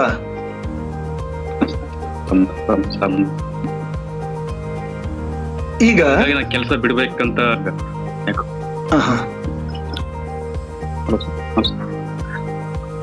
ಇದು ಸರಿಯಾಗಿ ಕೇಳಿಸ್ತಾ ಇಲ್ಲ ಸಂಗಪ್ಪ. ಅದು ಸ್ವಲ್ಪ ಗಟ್ಟಿಗೆ ಮಾತಾಡಿ, ಅಥವಾ ಅಲ್ಲೇನಾದ್ರು ನೆಟ್ವರ್ಕ್ ಇಶ್ಯೂಸ್ ಇದೆಯನ್ನೋ ಗೊತ್ತಾಗ್ತಾ ಇಲ್ಲ. ಸರಿಯಾಗಿ ಕೇಳಿಸ್ತಾ ಇಲ್ಲ. ನೀವು ಮಾತಾಡ್ತಾರ ಸರಿ ಕೇಳ್ತಾ ಇಲ್ಲ ಸಂಗಪ್ಪ. ನೆಟ್ವರ್ಕ್ ಇಶ್ಯೂ ಇದೆ ಅನ್ಸುತ್ತೆ. ಅದೇ ನೀವೇನ್ ಹೇಳಕ್ ಟ್ರೈ ಮಾಡಿದ್ರಿ ಅಂತ ಅಂದ್ಬಿಟ್ಟು ನಾನು ಹೇಳ್ತೀನಿ. ಅದೇನಾ ಅಂತ ಹೇಳಿ. ನೀವು ಕೆಲಸ ಮಾಡುವ ಜಾಗದಲ್ಲಿ ನಿಮಗೆ ನಿಮ್ಮ ಕಲೀಗ್ಸ್ ಜೊತೆಗೆ ಮತ್ತೆ ಮೇಲಾಧಿಕಾರಿಗಳ ಜೊತೆಗೆ ತಿಕ್ಕಾಟವಾಗ್ತಾ ಇರ್ತದೆ. ಮತ್ತೆ ಅವರು ನಿಮಗೆ ಹರಾಜ್ ಮಾಡ್ತಾ ಇದ್ದಾರೆ, ಹೊಂದ್ಕೊಳ್ಳೋದಕ್ಕೆ ಕಷ್ಟವಾಗ್ತಾ ಇದೆ. ನೀವು ಕೆಲಸವನ್ನ ಬಿಡ್ಬೇಕು ಅಂತ ಅಂದುಕೊಳ್ತಾ ಇದ್ದೀರಾ. ಇದನ್ನ ಹೇಳಿದ್ರಿ ಅಂತ ಅನ್ಕೊಳ್ತೀನಿ. ಹೌದಲ್ವಾ? Okay okay. ಈ ವಿಷಯಕ್ಕೆ ಈ ವಿಷಯದ ಕುರಿತು ನಾನು ಮುಂದೆ ಮಾತಾಡ್ತೀನಿ. ಶೀಲಾ ಅವ್ರು ಏನೋ ಕೇಳ್ತಾ ಇದ್ದಾರೆ. ಅವ್ರನ್ನ ಒಂದು ವೇಳೆ ಅವ್ರ ಪ್ರಶ್ನೆ ನಿಮ್ಮ ಪ್ರಶ್ನೆ ಸಾಮ್ಯತೆ ಇದು ಅಂತಂದ್ರೆ ಒಟ್ಟಿಗೆ ಮಾತಾಡ್ಬೋದು ಅಂತ ಅಷ್ಟೇ. Sheela please. Thank you sir.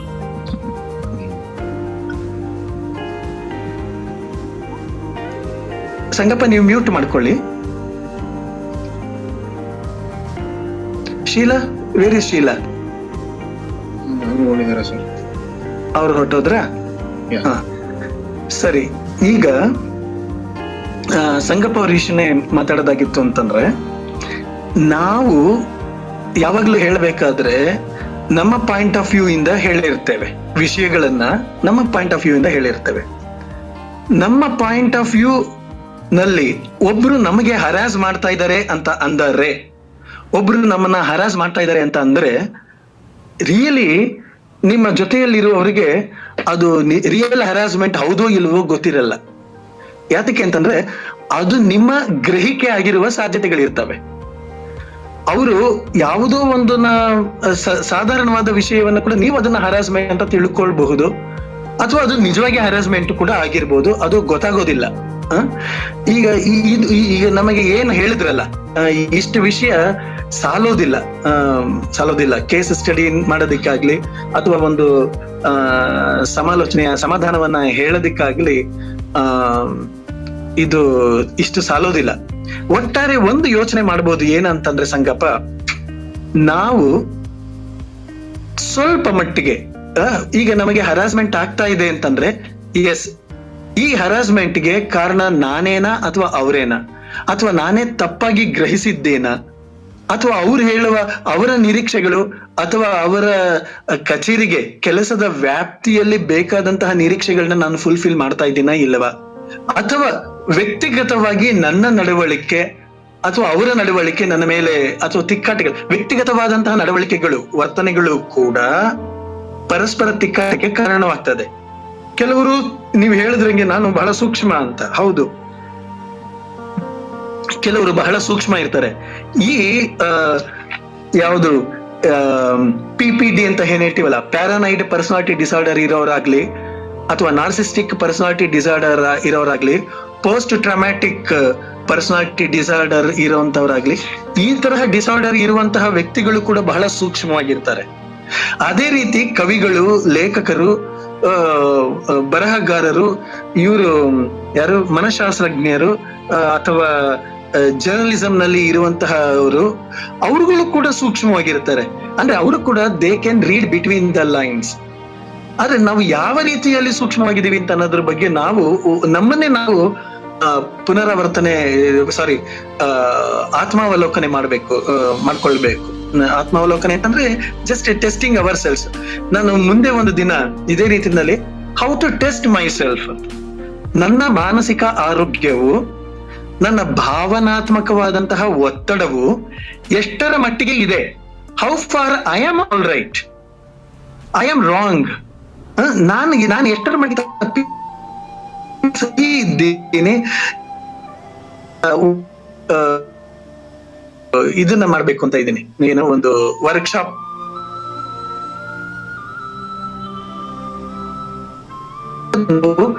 Stop thinking in linear manner, ಅದು ಒಂದು ರೀತಿಯಲ್ಲಿ ಆಲೋಚನೆಯನ್ನ ಮಾಡುವ ಬದಲು ಬೇರೆ ಬೇರೆಯ ರೀತಿಯಲ್ಲಿ ಗ್ರಹಿಸ್ಲಿಕ್ಕೆ ಒಂದಿಷ್ಟು ಪ್ರಯತ್ನವನ್ನ ಮಾಡ್ಬೋದು ಅಂತ ಅನ್ಸತ್ತೆ ಸಂಗಪ್ಪ. ಏನಿಲ್ಲ, ಒಬ್ರನ್ನ ನಾವು as they are harassing me ಅಂತಂದರೆ how far I am allowing them to harass me. ನನಗೆ ಅವರು ಕಿರುಕುಳ ಕೊಡ್ತಾ ಇದ್ದಾರೆ ಅಂದ್ರೆ ನಾನು ಅವರು ನನಗೆ ಕಿರುಕುಳ ಕೊಡಲು ಎಂತೆಂತಹ ಸಾಧ್ಯತೆಗಳನ್ನ ಒದಗಿಸ್ತಾ ಇದ್ದೀನಿ, ಅವಕಾಶಗಳನ್ನ ನೀಡ್ತಾ ಇದ್ದೀನಿ. ನಾನು ನನ್ನ ಕಡೆಯಿಂದ ನಾನು ಏನ್ ಮಾಡ್ಕೊಬಹುದು, ನಾನು ಪ್ರೊಟೆಕ್ಟ್ ಮಾಡ್ಕೊಳ್ಬಹುದು, ಅಥವಾ ಈ ಹರಾಸ್ಮೆಂಟ್ ಒಂದು ವೇಳೆ ಅವರ ವೈಯಕ್ತಿಕ ಸಮಸ್ಯೆಗಳಿಂದ ಆಗ್ತಾ ಇದ್ರೆ ಅದನ್ನು ನಾನು ಹೇಗೆ ಟ್ಯಾಕಲ್ ಮಾಡಬೇಕು ಅನ್ನೋದನ್ನ ನಾವು ಯೋಚನೆ ಮಾಡ್ಕೊಳ್ಬಹುದು. ಹಾಗಾಗಿ ನೀವು ಹೇಳಿದ್ದು ವಿವರ ಬಂದು ಬಹಳ ಚಿಕ್ಕದಾಗಿತ್ತು, ತುಂಬಾ ಸಂಕ್ಷಿಪ್ತವಾಗಿತ್ತು. ನಿಮಗಾಗುವಂತಹ ಭಾವನೆಗಳನ್ನ ಮಾತ್ರ ಹೇಳಿದ್ರಿ, ಇನ್ಸಿಡೆಂಟ್ಸ್ ಅಥವಾ ಸಂಗತಿಗಳನ್ನ ನೀವು ಹೇಳಿಲ್ಲ. ಆದ್ರೆ ನೀವು ಏನ್ ಮಾಡಬಹುದು ಅಂತಂದ್ರೆ, ಮುಂದಿನ ದಿನಗಳಲ್ಲಿ ಏನ್ ಮಾಡಬಹುದು ಅಂತಂದ್ರೆ, ಇನ್ಸ್ಟೆಡ್ ಆಫ್ ಕೆಲಸ ಬಿಟ್ಬಿಡ್ತೀನಿ ಅಂತ ಅನ್ನೋದಕ್ಕಿಂತ ಈ ಇವ್ರದ್ದು ಇದೊಂದು ವಿಲಕ್ಷಣ ವರ್ತನೆ ಯಾವ್ದದು, ಈ PPD ಅವ್ರದ್ದು ಅಂದ್ರೆ ಪ್ಯಾರಾನೈಡ್ ಪರ್ಸನಾಲಿಟಿ ಡಿಸಾರ್ಡರ್ ಅವ್ರದ್ದು ಅಷ್ಟೇನೆ. ಏನದು ಅಂತಂದ್ರೆ ಇಟ್ಕೊಳ್ಳೋದಿಲ್ಲ, ಅವರು ಚೇಂಜ್ ಮಾಡ್ತಾ ಹೋಗ್ತಾರೆ, ಕೆಲಸಗಳನ್ನ ಚೇಂಜ್ ಮಾಡ್ತಾರೆ, ನನ್ಗೆ ಅವಮಾನ ಮಾಡ್ತಾರೆ, ನನ್ಗೆ ಅಲ್ಲಿ ಇರಕ್ಕಾಗಲ್ಲ ಅನ್ನೋದು, ಹರಾಜ್ ಮಾಡ್ತಾರೆ, ಅಲ್ಲಿ ಇರಕ್ಕಾಗಲ್ಲ ಅನ್ನೋದು, ಇದು ಕೂಡ ಒಂದು ಲಕ್ಷಣವೇ. ಹಾಗಾಗಿ ನೀವು ತಕ್ಷಣನೇ ನಿರ್ಧಾರಕ್ಕೆ ಹೋಗುವ ಬದಲು, ಅಂದ್ರೆ ಕೆಲಸ ಬಿಟ್ಬಿಡ್ತೀನಿ ಅನ್ನುವಂತಹ ನಿರ್ಧಾರಕ್ಕೆ ಹೋಗುವ ಬದಲು ನಿಮ್ಮ ಕಡೆಯಿಂದ from your point of view ನಿಮ್ಮನ್ನ ಎಲ್ಲಿ ಏನಾದ್ರು ಸಮಸ್ಯೆ ಇದೆಯಾ ಅಥವಾ ಅವರಲ್ಲೇ ಸಮಸ್ಯೆ ಇದೆಯಾ, ಇದನ್ನ ಸ್ವಲ್ಪ ಗಮನಿಸ್ಕೊಳ್ಬಹುದು ಅಂತ ನನಗೆ ಅನ್ಸತ್ತೆ ಸಂಗಪ್ಪ. ಯಾರು ಏನಾದ್ರು ಕೇಳೋದಾಗಿತ್ತು ಅಂತಂದ್ರೆ ಹೇಳಿ, ಇಲ್ಲ ಅಂತ ನಾನು ಮುಂದಕ್ಕೆ ಹೋಗ್ತೀನಿ. ಸಂಗಪ್ಪ ಸರ್,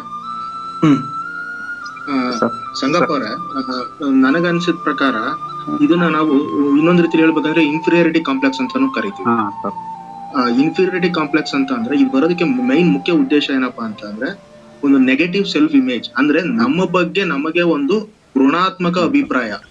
ನನ್ನ ಕೈಲಿ ಏನು ಮಾಡೋದಕ್ಕೆ ಆಗೋದಿಲ್ಲ, ನನ್ನ ಎದುರುಗಡೆ ಇರೋರು ತುಂಬಾ ಸ್ಟ್ರಾಂಗ್.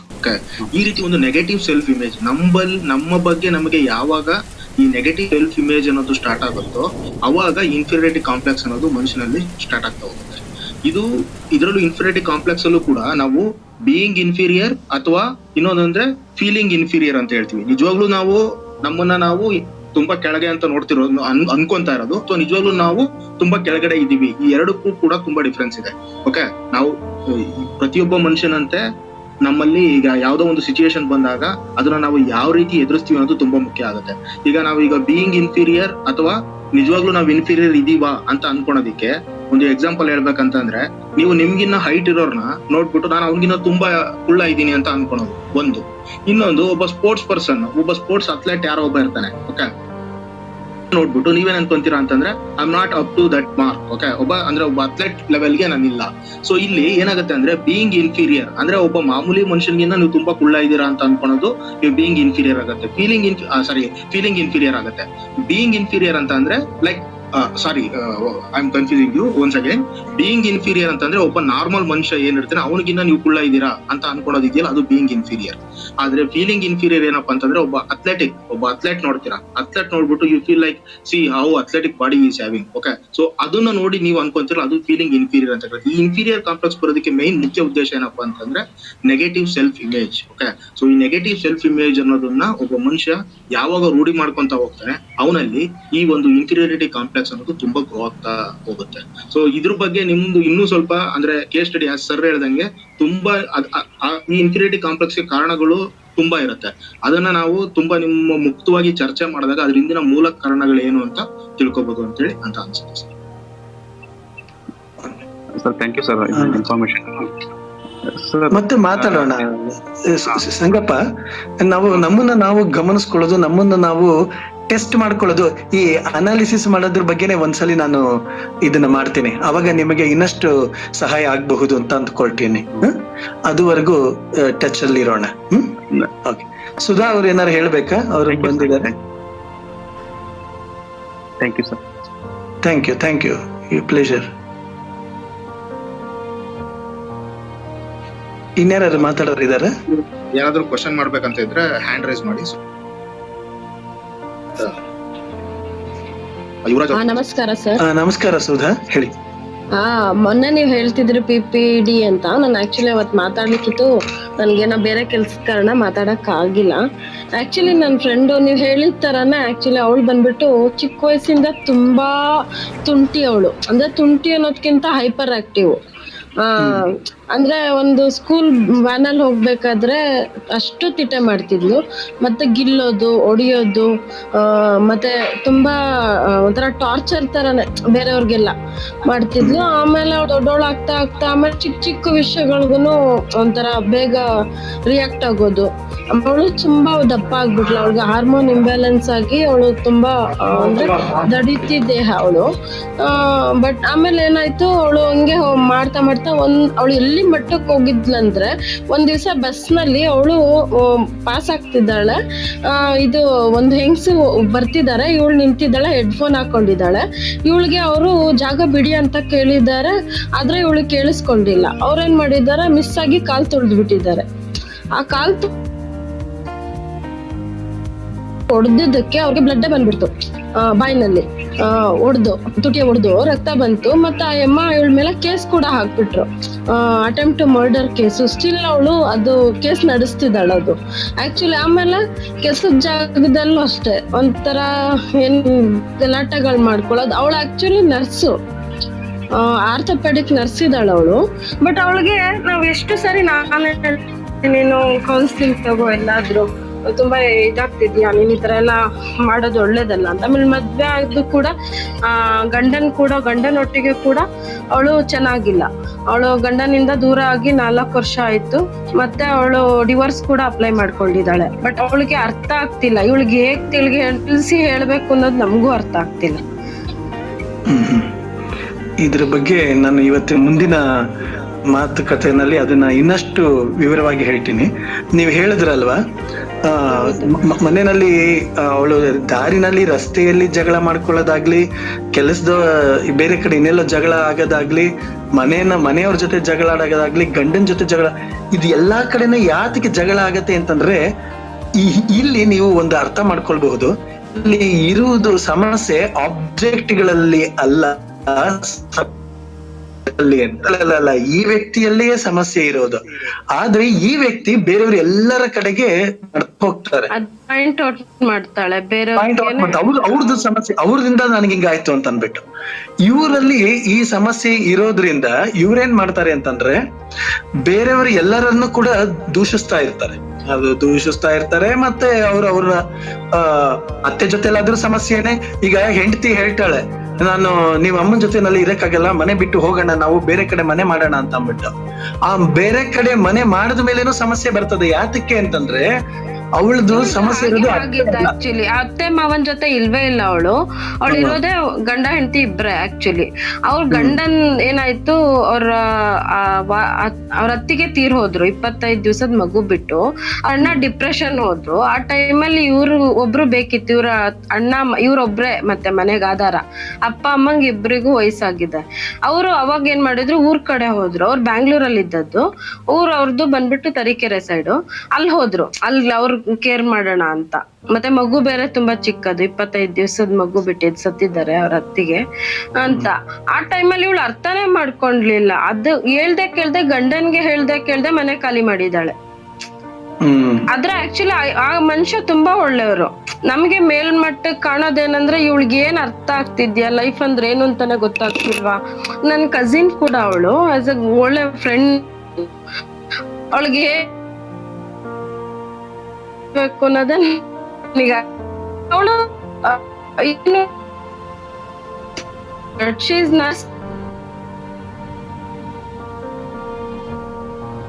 ಗಮನದಲ್ಲಿ ಇಟ್ಕೊಳ್ಳಿ. ಆದ್ರೆ ಒಟ್ಟಾರೆ ಇದು ವಿಷಯ ಏನು ಅಂತಂದ್ರೆ ವ್ಯಕ್ತಿಗಳಲ್ಲಿ ಸಮಸ್ಯೆಗಳನ್ನ ಗುರುತಿಸ್ತಾ ಹೋಗ್ತಾರೆ, ಅವರನ್ನ ಪಾಯಿಂಟ್ ಔಟ್ ಮಾಡ್ತಾರೆ, ಅವ್ರನ್ನ ಪ್ರಿಟೆಕ್ಸ್ಟ್ ಆಗಿ, ಅವ್ರನ್ನ ನೆಪಗಳಾಗಿ ಕೊಳ್ತಾರೆ. ತಮ್ಮ ಕೀಳೋದಕ್ಕೆ ಅವ್ರನ್ನ ನೆಪವಾಗಿ ತಗೊಳ್ತಾರೆ. ಅವ್ರ ನೆಪವೇ ಹೊರತು ಕಾರಣ ಎಲ್ಲಿದೆ ಅಂತಂದ್ರೆ ಜಗಳದ ಕಾರಣ, ಮನಸ್ತಾಪದ ಕಾರಣ ಇವರಲ್ಲಿರುತ್ತೆ. ಹಾಗಾಗಿ ಅಂತವ್ರಿಗೆ ಅದನ್ನ ರಿಯಲೈಸ್ ಮಾಡಿಸುವ ಸಾಧ್ಯತೆಗಳು, actually I told you in the beginning itself, it is a chronic. ಅದು ಲೈಫ್ ಟೈಮ್ ಇರುವಂತಹ ಸಮಸ್ಯೆ. ಆದ್ರೂ ಕೂಡ ಒಂದು ಹಂತಕ್ಕೆ ಸಾಧ್ಯ ಇದೆ. ಅದನ್ನ ಏನು ಅಂತ ಅಂದ್ಬಿಟ್ಟು ನಾನು ಆಮೇಲೆ ಹೇಳ್ತೀನಿ. ಈಗ ಇವರು ಯಾರೋ ಒಬ್ರು ಶ್ರೀಶೈಲ ಜಂಬಗಿ ಅಂತ ಅನ್ನೋರು ಅಥವಾ ಇನ್ಯಾರೋ ಮಾತಾಡ್ಲಿಕ್ಕೆ ಟ್ರೈ ಮಾಡ್ತಾ ಇದ್ರು, ಅಥವಾ ಕಿರಣ್ ಪೂರ್ಣಿಮಾ, ಜ್ಯೋತಿ ವಾಪಸ್ ಹೋದ್ರು.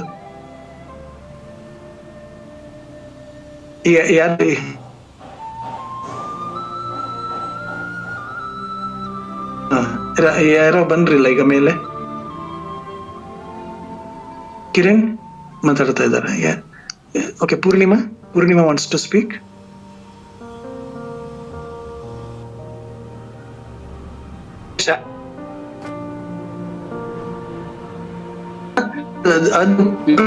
ಅದು ಪ್ರತಿಕಾರವನ್ನ ಅವರು ದ್ವೇಷ ಅಂತ ಅಂದ್ಕೊಳ್ಳೋದೇ ಇಲ್ಲ, ಅದು ಸಹಜ ಅಂತ ಅಂದ್ಕೊಂಡಿರ್ತಾರೆ.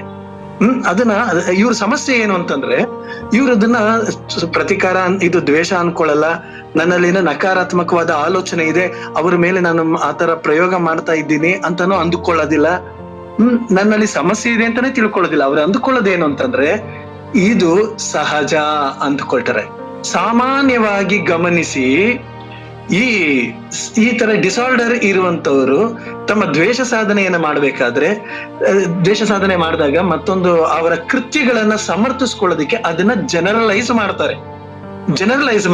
ಹೇಗೆ ಅಂತ ಇಟ್ಕೊಳ್ಳಿ ನೋಡಿ. ಉದಾಹರಣೆಗೆ ನನ್ನ ಹೆಂಡತಿಗೆ ಜಗಳ ಆಯ್ತು ಅಂತ ಇಟ್ಕೊಳ್ಳಿ. ನಾನು ಹೆಂಡತಿಗೆ ಎತ್ತಿ ಒಂದು ರಾಪ್ ಅಂತ ಕಪಾಳಕ್ಕೆ ಹೊಡಿತೀನಿ, ಅವಳು ಬುಳುಬುಳ ಅಂತ ಹತ್ತುಕೊಂಡು ಒಳಗಡೆ ಹೋಗಿ ಕೂತ್ಕೊಳ್ತಾಳೆ. ನೀವು ಪಕ್ಕದಲ್ಲಿ ಇದೀರಾ, ಗಂಡ ಬೇರೆ ಯಾರೋ ಗಂಡಸು ಕೂತಿದ್ದೀರಾ. ನಾನು ಹೇಳ್ತೀನಿ, ನಾನು ನಿಮಗೆ ಏನಂತ ಕೇಳ್ತೀನಿ ನೋಡಿ, ಅವಳು ಹಿಂಗ್ ಮಾತಾಡ್ತಾಳೆ, ನನ್ನ ಗಂಡ, ಅವಳು ಹೆಂಡತಿ, ಅವಳು ಹಿಂಗ್ ಮಾತಾಡ್ತಾಳೆ, ಯಾವ ಗಂಡಂಗಾದ್ರೂ ಸರಿ ಕೋಪ ಬರೋಲ್ವಾ ಅಂತ ಕೇಳ್ತೀನಿ. ನಾನು ಅವಳಿಗೆ ಹೊಡೆದಿದ್ದರ ಸಮರ್ಥನೆ ಮಾಡ್ಕೊಳ್ಳೋದಿಕ್ಕೆ ಎಲ್ಲಾ ಜಗತ್ತಿನಲ್ಲಿರುವ ಎಲ್ಲಾ ಗಂಡಂದ್ರು ಹಿಂಗೇ ಮಾಡುವುದು ಅಂತ ಜನರಲೈಸ್ ಮಾಡೋದಕ್ಕೆ ಹೋಗ್ತೇನೆ. ಇದು ಈ PPD ನಲ್ಲಿರೋರ್ಗೆ, ಅಂದ್ರೆ ಪ್ಯಾರನೈಡ್ ಪರ್ಸನಾಲಿಟಿ ಡಿಸಾರ್ಡರ್ ನಲ್ಲಿರೋರ್ಗಾಗ್ಲಿ, ಅಥವಾ post traumatic stress disorder PTSD ಅಂತ ಹೇಳ್ತೀವ್ರ, ಸೇಡಿನ ಒತ್ತಡದ ಸಮಸ್ಯೆ ಇರುತ್ತೆ. ಇವ್ರುಗಳಿಗೆಲ್ಲ ಇರುವಂತಹ ಒಂದು ಸಾಮಾನ್ಯವಾದ ಲಕ್ಷಣ ಏನು ಅಂತಂದ್ರೆ ತಮ್ಮ ವಿಷಯವನ್ನ ಜನರಲೈಸ್ ಮಾಡೋದು.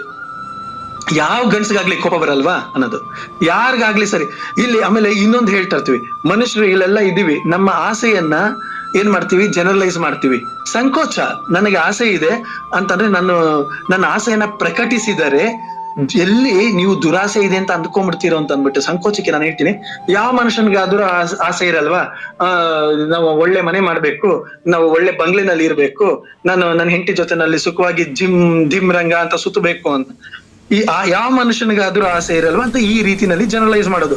ಅಂದ್ರೆ ಯಾವ ಮನುಷ್ಯನಿಗಾದ್ರೂ ಆಸೆ ಇರಲ್ವಾ ಅಂದ್ರೆ ಎಲ್ಲಾ ಮನುಷ್ಯರಿದ್ದಂಗೆ ನನಗೂ ನಾನಿದ್ದೀನಿ ಅಥವಾ ನನ್ನಂಗೆನೆ ಎಲ್ರೂ ಇದ್ದಾರೆ ಅಂತ ಅನ್ನುವ ಒಂದು ಸಮಾಧಾನದಲ್ಲಿ ನಾವು ಏನ್ ಮಾಡ್ತೇವೆ, ಜನರಲೈಸ್ ಮಾಡ್ತೇವೆ.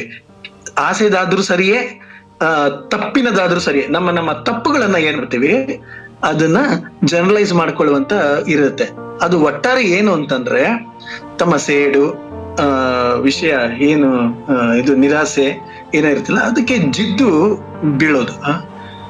ಅದ್ರ ಬಗ್ಗೆ ನಾವು ಮತ್ತಷ್ಟು ಮಾತಾಡೋಣ. ಈಗ Subrahmanya wants to say something. Yes sir. Namaste sir, Yogesh sir. Namaste Subrahmanya. ಹಾ ಸರ್, ನಾನು ಇದು ಹಿರಿಯರಿಗೆ ಅಂತಲ್ಲ, ಮಕ್ಕಳಿಗೆ ಟೀಚ್ ಮಾಡ್ಬೇಕಾದ್ರೆ ನಾವು ಮಕ್ಕಳ ಕೆಲವು ಮಾನಸಿಕವಾಗಿ ತೊಂದರೆಗೆ ಒಳಗಾಗಿರ್ತಕ್ಕಂಥ ಗುರುತಿಸ್ತೀವಿ ಸರ್ ಮಕ್ಕಳನ್ನ. ಒಂದು ವರ್ತನೆ, ಆಮೇಲೆ ಅದರಲ್ಲಿರ್ತಕ್ಕಂಥದ್ದು ಭಾವ ಏನು, ಆ ಭಾವ ಉಟ್ಕೊಳ್ಳಕ್ಕೆ ಹೇಗೆ ಕಾರಣ ಅಂತಕ್ಕಂಥದ್ದು ಸ್ವಲ್ಪ ಟ್ರೀಟ್ ಮಾಡಕ್ಕೆ ಮತ್ತೆ ಪ್ರಯತ್ನ ಪಡ್ತೀವಿ, ಮತ್ತೆ ಸಕ್ಸಸ್ ಕಂಡಿದೀವಿ ಕೆಲವು ಆ ರೀತಿ ಇರ್ತಕ್ಕಂಥ ಮಕ್ಕಳಲ್ಲಿ. ಈ ಹಿರಿಯರು ಅಂತ ಬಂದಾಗ ನನ್ನನ್ನೇ ಎಕ್ಸಾಂಪಲ್ ಆಗಿ ತಗೊಳ್ಳಿ. ನಾನು ಕೆಲವೊಮ್ಮೆ ಸ್ವಲ್ಪ ಹತಾಶೆಗೆ ಒಳಗಾಗ್ತೀನಿ. ಇಷ್ಟೆಲ್ಲ ಇದ್ದು ಮಕ್ಕಳನ್ನ ತಿದ್ದಿದ್ರುವೆ ಮತ್ತೆ ಆ ಕ್ಷಣ ಇರ್ತದೆ, ಮತ್ತೆ ಅದು ಒಂದು 10 ನಿಮಿಷ 15 ನಿಮಿಷ ಪಾಸ್ ಆದ್ಮೇಲೆ ನಾನ್ ಯಾಕೆ ಈ ರೀತಿ ಮಾಡ್ಕೊಂಡಲ್ಲ ಅಂತಕ್ಕಂಥದ್ದು ನನ್ನಲ್ಲೇ ಹುಟ್ಟುತ್ತದೆ ಭಾವ. ಮತ್ತೆ ಅದನ್ನ ಮರಿತೀನಿ, ಮತ್ತೆ ದ್ವೇಷ ಸಾಧಿಸಕ್ ಹೋಗಲ್ಲ. ನೀವೇನು ಈಗ ದ್ವೇಷ ಪದ ಬಳಸಿದ್ರಲ್ಲ, ಇದು ಭಾವಕ್ಕೆ ಬರ್ತದೋ ಅಂತರ್ಧ್ವನಿಗೆ ಬರ್ತದ ಸರ್? ಆಕ್ಚುಲಿ ದ್ವೇಷಿಸುವುದು ಒಂದು ಮನಸ್ಥಿತಿ. ಹಾ ಸರ್. ಇದು ದ್ವೇಷ ಮಾಡುವುದಿದೆಯಲ್ಲ, ಈ ದ್ವೇಷಿಸುವುದು ಒಂದು ಮನಸ್ಥಿತಿ. ಇದು ಒಂದು ಸಣ್ಣ ಕ್ಲಾರಿಫಿಕೇಶನ್. ನಾವು ಮನಸ್ಥಿತಿ ಉಂಟಾಗುವುದು ಭಾವನೆಗಳಿಂದ. ವಿಧ ವಿಧವಾದ ಭಾವನೆಗಳು, ಉದಾಹರಣೆಗೆ ಸಂತೋಷವೋ, ದುಃಖವೋ, ನಿರಾಸೆಯೋ, ಕೋಪವೋ, ಇದು ವಿಧ ವಿಧವಾದ ಭಾವನೆಗಳು ಯಾವಾಗ ರಿಪೀಟೆಡ್ ಆಗಿ ಆಗ್ತಾ ಹೋಗುತ್ತೋ ಅವಾಗ ನಮ್ಗೇನಾಗ್ತದೆ, ಒಂದು ಮನೋಭಾವ ಉಂಟಾಗತ್ತೆ. ಈಗ ಈ ಮನೋಭಾವ ಇರುತ್ತದಲ್ಲ, ಈ ಮನೋಭಾವ ಕಾನ್ಸ್ಟ್ಯಾಂಟ್ ಆಗಿ ಅಂದ್ರೆ ತುಂಬಾ ದೀರ್ಘಕಾಲ ಇದ್ದಾಗ ಆ ಮನೋಭಾವ ಅದು ಮನಸ್ಥಿತಿಯಾಗಿ ಪರಿವರ್ತನೆಗೊಳ್ಳುತ್ತೆ. ಮನಸ್ಥಿತಿ ಏನಾಗ್ತದೆ, ನಮ್ಮ ವ್ಯಕ್ತಿತ್ವವನ್ನ ರೂಪಿಸಲಿಕ್ಕೆ ಪ್ರಾರಂಭಿಸ್ತದೆ. ಆಲ್ ದ ಮನಸ್ಥಿತಿ, ಎಲ್ಲಾ ಮನಸ್ಥಿತಿಗಳು ಏನಾಗ್ತದೆ ಅಂತಂದ್ರೆ one day it becomes our second nature, ನಮ್ಮ ಸ್ವಭಾವ ಆಗತ್ತೆ. ನಿಮಗೆ ಒಂದು ಉದಾಹರಣೆ ಸಮೇತ ಹೇಳ್ಬೇಕು ಅಂತಂದ್ರೆ, ಉದಾಹರಣೆಗೆ ನಾನು ಗಂಡಸಾಗಿರೋದ್ರಿಂದ ಹೆಂಡತಿ ಹೆಂಗಸು ಇದ್ರ ಸುತ್ತಲೇ ಮಾತಾಡ್ತೀನಿ. ಅದನ್ನ ಯಾವ ವಿಷಯಕ್ಕೆ ಬೇಕಾದ್ರೂ ಅಪ್ಲಿಕೇಬಲ್ ಆಗಿ ತಗೊಳ್ಬಹುದು. ಉದಾಹರಣೆಗೆ ಹೆಂಗಸರು, ನನ್ನ ತಾಯಿ ನನ್ನ ಜೊತೆ ತುಂಬಾ ಜಗಳ ಮಾಡ್ತಾ ಇರ್ತಾರೆ ಅಂತ ಇಟ್ಕೊಳ್ಳಿ. ನನ್ನ ತಾಯಿ ಆದ್ಮೇಲೆ ನೆಕ್ಸ್ಟ್ ಬಂದವಳು ನನ್ನ ಫಿಮೇಲ್ ಕಂಪ್ಯಾನಿಯನ್, ನನ್ನ ಹೆಂಡತಿ. ಅವಳು ನನ್ನ ಜೊತೆ ಜಗಳ ಮಾಡ್ತಾ ಇರ್ತಾಳೆ. ಆಮೇಲೆ ಅದಾದ್ಮೇಲೆ ನನಗೆ ಹೆಣ್ಣು ಮಕ್ಕಳು ಹುಟ್ಟಿರ್ತಾರೆ ಅಂತ ಇಟ್ಕೊಳ್ಳಿ. ನನಗೆ ಹುಟ್ಟಿರುವಂತಹ ಹೆಣ್ಣು ಮಕ್ಕಳು ಅವರು ಜಗಳ ಮಾಡ್ತಾ ಇರ್ತಾರೆ. ಈ ಜಗಳ ಮಾಡ್ತಾ ಇದ್ದಾಗ ನನಗೆ ಒಂದು ಮನಸ್ಥಿತಿ, ಒಂದು ಮನೋಭಾವ ಉಂಟಾಯ್ತು. ಅಂದ್ರೆ ಇವಳು ನ್ಯಾಗಿಂಗ್, ಇವಳು ಸೆಡೆ, ನಮಗೆ ಯಾವಾಗ್ಲೂ ತೊಂದರೆ ಕೊಡ್ತಾನೆ ಇರ್ತಾರೆ, ನಾವ್ ಹೇಳೋದನ್ನ ಅರ್ಥ ಮಾಡ್ಕೊಳ್ಳಲ್ಲ. ಹೀಗೆ ನಾನು ಅದನ್ನ ಅಂದುಕೊಳ್ತಾ ಹೋಗ್ತೇನೆ. ಇದು ಹೆಂಡತಿ, ತಾಯಿ ಮತ್ತು ಮಕ್ಕಳು, ಹೆಣ್ಮಕ್ಳು ಇವರೆಲ್ಲರೂ ಮಾಡಿದಕ್ಕೆ ನಾನು ಒಂದು ಟೈಟಲ್ ಮಾಡಿ ಬಿಡ್ತೇನೆ. ಏನದು? ಹೆಂಗಸ್ರೇ ಹೀಗೆ. ಹೆಂಗಸ್ರೇ ಹೀಗೆ, ಅವ್ರು ಯಾರು ನಮ್ಮನ್ನ ಅರ್ಥ ಮಾಡ್ಕೊಳ್ಳಲ್ಲ, ಹೆಂಗಸರು ಬುದ್ಧಿ ಮೊಣಕಾಲ್ ಕೆಳಗೆ ಅಂತ ಅಂದ್ಬಿಟ್ಟು ಒಂದು ಹಿಂದೆ ಯಾವ್ದು ಗಾದೆನ ಮಾಡಿದವರು. ಈ ಗಾದೆನ ಮಾಡಿದವರು ಕೂಡ ಈ ಒಂದು ಮಾನಸಿಕ ಸಮಸ್ಯೆಗೆ ಒಳಗಾದವರೇ.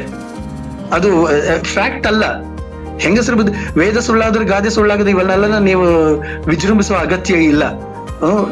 ಗಾದೆಗಳೆಲ್ಲ ಬೇಕಾದಷ್ಟು ಸುಳ್ಳುಗಳು ಹೇಳಿವೆ. ಅಂದ್ರೆ ಆವಾಗಿನ ಕಾಲದ ಮನಸ್ಥಿತಿಗಳು ಅವರವರ ಮನೋಭಾವಕ್ಕೆ ತಕ್ಕಂತೆ ಗಾದೆಗಳನ್ನ ಮಾಡಿದ್ದಾರೆ. ಈ 10 ಜುಟ್ಟುಗಳು ಒಂದು ಕಡೆ ಇರಬಹುದು, 2 ಜಡೆಗಳು ಒಂದು ಕಡೆ ಇರಕ್ಕಾಗಲ್ಲ ಅನ್ನುವಂತಹದ್ದು ಈ ಒಂದು ಮನಸ್ಥಿತಿ. ಹೆಂಗಸರ ಬುದ್ಧಿ ಮೊಣಕಾಲ್ ಕೆಳಗೆ ಅನ್ನೋದು ಇನ್ನೊಂದು ಮನಸ್ಥಿತಿ. ಅವರು ಈ ರೀತಿಯ ಮನಸ್ಥಿತಿಗಳಿಂದ ಏನ್ ಮಾಡ್ತಾರೆ, ಮನೋಭಾವಗಳು, ಅವರಿಗೆ ಆದಂತಹ ಅನುಭವಗಳಿಂದ ಅದು ಮನೋಭಾವ ಉಂಟಾಗುತ್ತದೆ. ಲಾಂಗ್ ಸ್ಟ್ಯಾಂಡಿಂಗ್, ತುಂಬಾ ಕಾಲದ ದೀರ್ಘಕಾಲದ ಮನೋಭಾವವನ್ನು ಉಳಿಸಿಕೊಳ್ಳುವುದರಿಂದ ಮತ್ತೆ ಅದಕ್ಕೆ ಪ್ರತಿರೂಪವಾಗಿ ಬೇರೆ ರೀತಿಯಲ್ಲಿ ಆಗದೆ ಇರೋದ್ರಿಂದ ಅದು ಮನಸ್ಥಿತಿ ಆಗ್ತದೆ, ಅದು ನಮ್ಮ ವ್ಯಕ್ತಿತ್ವ ಆಗ್ತದೆ. ನಾವು ಜನರಲಿ ವಿ ಡಿಸೈಡ್ ಹೆಂಗಸರು ಅಂದ್ರೆ ಹಿಂಗೆ ಅಂತ. ಅವ್ರ ಕಡೆಯಿಂದನೂ ಅದೇ ಸೇಮ್ ಕೌಂಟ್ ಇರುತ್ತೆ, ಗಂಡಸರೇ ಇಷ್ಟು ಅಂತ ಹೇಳ್ತಾರೆ. ಅವರವರದ್ದು ಜೋಕುಗಳು, ಈಗ ಹೆಂಗಸರ ಮೇಲೆ ತುಂಬಾ ಜೋಕುಗಳು ಮಾಡಿಕೊಂಡು ಗಂಡಸರದ್ದು ಬರ್ತಾ ಇರ್ತದೆ. ಅದೇ ರೀತಿಯಲ್ಲಿ ಹೆಂಗಸರು ಹೇಳ್ತಾ ಇರ್ತಾರೆ, ಗಂಡಸರೇ ಹೀಗೆ, ಗಂಡಸರ ಅರ್ಥ ಮಾಡ್ಕೊಳ್ಳಲ್ಲ, ತಮ್ಮದನ್ನ ತಾವು ನೋಡ್ಕೊಳ್ತಾರೆ. ಹೀಗೆ ಒಂದು ಲಿಂಗಕ್ಕೆ ಜನರಲೈಸ್ ಮಾಡಿಬಿಡ್ತಾರೆ. ಇದು ತಪ್ಪಬೇಕು. ಇದನ್ನ ತಪ್ಪಬೇಕು ಅಂತಂದ್ರೆ ಯಾವ ಮಾನಸಿಕ ಸಮಸ್ಯೆಗಳು ಲಿಂಗಾಧಾರಿತವಾಗಿರೋದಿಲ್ಲ. ಕೆಲವು ಸಲ ಹೇಳ್ತಾರೆ ಇದು ಹೆಚ್ಚಿನ ಪ್ರಮಾಣದಲ್ಲಿ ಗಂಡಸರಿಗಿರ್ತದೆ, ಹೆಚ್ಚಿನ ಪ್ರಮಾಣದಲ್ಲಿ ಹೆಂಗಸರಿಗಿರುತ್ತೆ ಅಂತ ಹೇಳ್ತಾರೆ. ಕೆಲವು ಮಾನಸಿಕ ಸಮಸ್ಯೆಗಳಿವೆ ಆ ತರದ್ದು. ಆದ್ರೆ ಅದು ಯಾಕೆಂದ್ರೆ ಆಯಾ ದೇಶಗಳಲ್ಲಿ ಹಾಗಿರತ್ತೆ, ಆಯಾ ಸಂಸ್ಕೃತಿಗಳಲ್ಲಿ ಹಾಗಿರುತ್ತೆ. ಈಗ ಉದಾಹರಣೆಗೆ ಹೊರಗಡೆ ಹೋಗಿ ಕೆಲಸ ಮಾಡುವಂತಹ ಹೆಚ್ಚಿನ ಮಂದಿ ಗಂಡು ಮತ್ತು ಹೆಣ್ಣುಗಳಲ್ಲಿ ನೋಡಿದ್ರೆ ನಮ್ಮ ದೇಶದಲ್ಲಿ ಹೆಂಗಸರು ಗಂಡಸರಿಗಿಂತ ಹೆಚ್ಚು ಕೆಲಸ ಮಾಡುವ ಸಾಮರ್ಥ್ಯ ಮಾಡ್ತಾ ಇದ್ರೂನು ಅದು ಮನೆಯಲ್ಲಿ ಸೀಮಿತವಾಗ್ತದೆ. ಇವ್ರು ಹೊರಗಡೆ ಹೋಗ್ಬಿಟ್ಟು ಬಂದಿದ ತಕ್ಷಣ ಏನ್ ಮಾಡ್ತಾರೆ, ಅವರು ಸುಸ್ತಾಯ್ತು, ನಾನು ಹೊರಗಡೆ ಹೋಗಿದ್ದೀನಿ, ದುಡ್ಕೊಂಬ. ಎಷ್ಟೋ ಜನ ಗಂಡಸರು ಉದ್ಯೋಗಂ ಪುರ ಲಕ್ಷಣಂ ಅಂತ ಹೇಳ್ತಾರೆ. ಇದು ನಮ್ಮ ದೇಶದ ಒಂದು ಸಂಸ್ಕೃತಿಯಾಗಿ ಅಥವಾ ಒಂದು ಸಂಸ್ಕೃತಿಯ ಭಾಗವಾಗಿ ತಗೊಳ್ಳೋದಕ್ಕೆ ಇಷ್ಟಪಡ್ತಾರೆ. ಇದು ಅಬ್ಸಲ್ಯೂಟ್ಲಿ ನಾನ್ ಸೆನ್ಸ್. ಆ ತರ ಏನಿಲ್ಲವಲ್ಲ ವಿಷಯ ವಸ್ತುನಲ್ಲಿ, ಹಾಗೇನಿಲ್ಲ. ಉದ್ಯೋಗವನ್ನ ಎಂತಹ ಉದ್ಯೋಗವನ್ನಾದ್ರೂ ಗಂಡು ಮಾಡ್ತಾಳೆ, ಹೆಣ್ಣು ಮಾಡ್ತಾಳೆ. ಆದ್ರೆ ಅವರ ದೈಹಿಕವಾಗಿರುವಂತಹ ಕೆಲವು ಇತಿಮಿತಿಗಳಿಂದ ಕೆಲವು ಕಡೆಗೆ ಅವರನ್ನ ಸಾಮಾನ್ಯವಾದ ವರ್ಗೀಕರಣದಲ್ಲಿ ಅಥವಾ ಪುರುಷರಿಗೆ ನೇರವಾದ ವರ್ಗೀಕರಣದಲ್ಲಿ ಇಟ್ಕೊಳ್ಳೋದಕ್ಕೆ ಆಗೋದಿಲ್ಲ. ಉದಾಹರಣೆಗೆ ಅವ್ರದ್ದು ಮೆಟರ್ನಿಟಿ ಸಮಸ್ಯೆ ಅಲ್ಲ, ಇಶ್ಯೂಸ್ಗಳು ಇವೆಲ್ಲನೂ ಬಂದಾಗ ಈ ರೀತಿನಲ್ಲಿ ನಾವು ವಸ್ತು ಆಧಾರಿತವಾಗಿ ವಿಷಯವನ್ನ ವಿಶ್ಲೇಷಣೆ ಮಾಡ್ತಾ ಹೋಗಬೇಕೇ ಹೊರತು ಅದರ ಬದಲಿಗೆ ನಾವು ಜನರಲೈಸ್ ಮಾಡಿ ಹೆಂಗಸರೆಲ್ಲ ಹಿಂಗೆ, ಗಂಡಸರೆಲ್ಲ ಹಿಂಗೆ, ಇದು ಯಾತಕ್ಕಾಗಿರತ್ತಂತಂದ್ರೆ ಅವರಿಗಾದಂತಹ ರಿಪೀಟೆಡ್ ಫೀಲಿಂಗ್ಸ್, ರಿಪೀಟೆಡ್ ಎಮೋಷನ್ಸ್, ಪುನರಾವರ್ತಿತವಾದ ಭಾವನೆಗಳಿಂದ ಮನೋಭಾವ ರೂಪಿತವಾಗ್ತದೆ. ಮನೋಭಾವವು ಬಹಳ ದೀರ್ಘಕಾಲ ಇದ್ದರೆ ಅದು ಮನಸ್ಥಿತಿ ಆಗ್ತದೆ. ಆ ಮನಸ್ಥಿತಿಯಿಂದ ಅನೇಕ ರೀತಿಯ ಮಾನಸಿಕ ಸಮಸ್ಯೆಗಳು ಉಂಟಾಗ್ತದೆ. ಈ ಮಾನಸಿಕ ಸಮಸ್ಯೆಗಳನ್ನ ನಾವು ಸರಿ ಮಾಡಿಕೊಳ್ಳದೆ ಹೋದ ಪಕ್ಷದಲ್ಲಿ ಅದು ನಮ್ಮ ವ್ಯಕ್ತಿತ್ವವಾಗ್ತದೆ. ಅದೇ ನಮ್ಮ ವ್ಯಕ್ತಿತ್ವವಾಗ್ತದೆ. ಕೊನೆಗೆ ಸಮಾಜವೂ ಹಾಗೆ ಹೇಳುತ್ತೆ, ಇವ್ನಿರೋದೇ ಹಾಗೆ ಅಂತ ಹೇಳುತ್ತೆ. ನಾವು ಕೂಡ ಹಂಗೆ ಹೇಳ್ಕೊಳಕ್ ಶುರು ಮಾಡ್ತೀವಿ, ನಾನಿರೋದೇ ಹೀಗೆ ಅಂತ ಹೇಳಿ ನಾವೇ ಒಂದು ಬ್ರ್ಯಾಂಡ್ ಹಾಕೊಂಡ್ಬಿಡ್ತೀವಿ, ಇದೇನದ್ದು ಲೇಬಲ್ ಹಾಕೊಂಡ್ಬಿಡ್ತೀವಿ. ಅವರು ನಮಗೆ ಲೇಬಲ್ಗೆ ಹಾಕ್ಬಿಡ್ತಾರೆ. ಆದರೆ ವಿಷಯ ಏನು ಅಂತಂದ್ರೆ ಇವುಗಳೆಲ್ಲನೂ ಮ್ಯಾಟರ್ ಆಫ್ ಕಲ್ಟಿವೇಶನ್ ಮತ್ತೆ ಇನ್ಫ್ಲೂಯೆನ್ಸಸ್. ಮ್ಯಾಟರ್ ಆಫ್ ಕಲ್ಟಿವೇಶನ್ ಅಂದ್ರೆ ನಾವೇ ಅದನ್ನ ಸರ್ ಮಾಡ್ಕೊಳ್ಬಹುದಾಗಿರತ್ತೆ, ಮಾಡ್ಕೊಂಡಿರೋದಿಲ್ಲ, ನಾವೇ ಬೆಳೆಸ್ಕೊಂಬಿಟ್ಟಿರ್ತೀವಿ, ಕಲ್ಟಿವೇಟ್ ಮಾಡ್ಕೊಂಬಿಟ್ಟಿರ್ತೀವಿ. ಕೆಲವು ಸಲ ಸೈಕಾಲಜಿಕಲ್ ಅಂಡ್ ಎಮೋಷನಲ್ ಇನ್ಫ್ಲೂಯೆನ್ಸಸ್ ಹೊರಗಡೆಯಿಂದ ಆಗುವಂತಹದ್ದು ಮನೆಯಿಂದ ಆಗತ್ತೆ. ಮನುಷ್ಯನಿಗೆ ಮೊಟ್ಟ ಮೊದಲವಾಗಿ ವ್ಯಕ್ತಿತ್ವ ರೂಪಿಸುವ ಮೊದಲ ಭಾಗ ತಂತಾಯಿಗಳು. ಅವರ ವರ್ತನೆಗಳಿಗೆ ಪ್ರತಿವರ್ತನೆಯಾಗಿ ಈ ಮಗುವಿನಲ್ಲಿ ಮತ್ತೊಂದು ಅದರ ವರ್ತನೆ, ಸ್ವಾಭಾವಿಕ ವರ್ತನೆ ಉಂಟಾಗ್ತಾ ಹೋಗುತ್ತೆ. ಹಾಗಾಗಿ ನೀವು ಹೇಳ್ದಂಗೆ ಮಕ್ಕಳ ವಿಷಯಕ್ಕೆ ಬಂದಾಗ ಸುಬ್ರಹ್ಮಣಿ, ಅದು ಏನಾಗುತ್ತೆ ಅಂತಂದ್ರೆ ಕೆಲವು ಸಲ ನಾವು ರಫ್ ಆಗಿ ನಡ್ಕೊಂಡ್ಬಿಡ್ತೀವಿ. ಯಾಕೆಂದ್ರೆ ಅಂದ್ರೆ we to have our own saturation point. ಆಮೇಲೆ ನಮಗೆ ಅನ್ಸತ್ತೆ ಅಯ್ಯೋ ಹೀಗ್ ಮಾಡಬಾರ್ದಾಗಿತ್ತು ಅಂತ ಅಂದ್ಬಿಟ್ಟು ಮತ್ತೆ ನಾವು ಅದನ್ನ ಸರಿ ಮಾಡ್ಕೊಳ್ಳುವ ದಿಕ್ಕಿನಲ್ಲಂತೂ ಕೆಲಸ ಮಾಡ್ಲೇಬೇಕು. ಅದು ಬಹಳ ಮುಖ್ಯವಾದದ್ದು. Repeated emotions, repeated feelings make you to form your mindset. Repeated feelings form your mindset. Sir ಅದು ನಂದು ಸಮಸ್ಯೆ ನಿಮ್ಗೆ ಸಂಪೂರ್ಣ ಅರ್ಥ ಆಗಿಲ್ಲ ಅನ್ಸತ್ತಲ್ಲ ಸರ್, ನಾನು ವಿವರಣೆ ಕೊಟ್ಟಿಲ್ಲ ನಿಮ್ಗೆ. ಏನ್ ಅದು ಸಮಸ್ಯೆ ಅಂತ ತಿಳ್ಕೊಬೇಕಾ ನಾನು, ಅಥವಾ ನ್ಯಾಚುರಲ್ ಅಂತ ತಿಳ್ಕೊಬೇಕಾ, ಅಥವಾ ನ್ಯಾಚುರಲ್ ಅದು. ಈಗ ಒಂದು ಅದನ್ನೇ ನಾನು ಹೇಳ್ತಾ ಇರೋದು, ಈಗ ಸಮಸ್ಯೆ ಆಗಿದ್ರೆ ನಿಮಗೆ ಸಮಸ್ಯೆ ಅಂತ ಅನಿಸ್ತಿರ್ಲಿಲ್ಲ.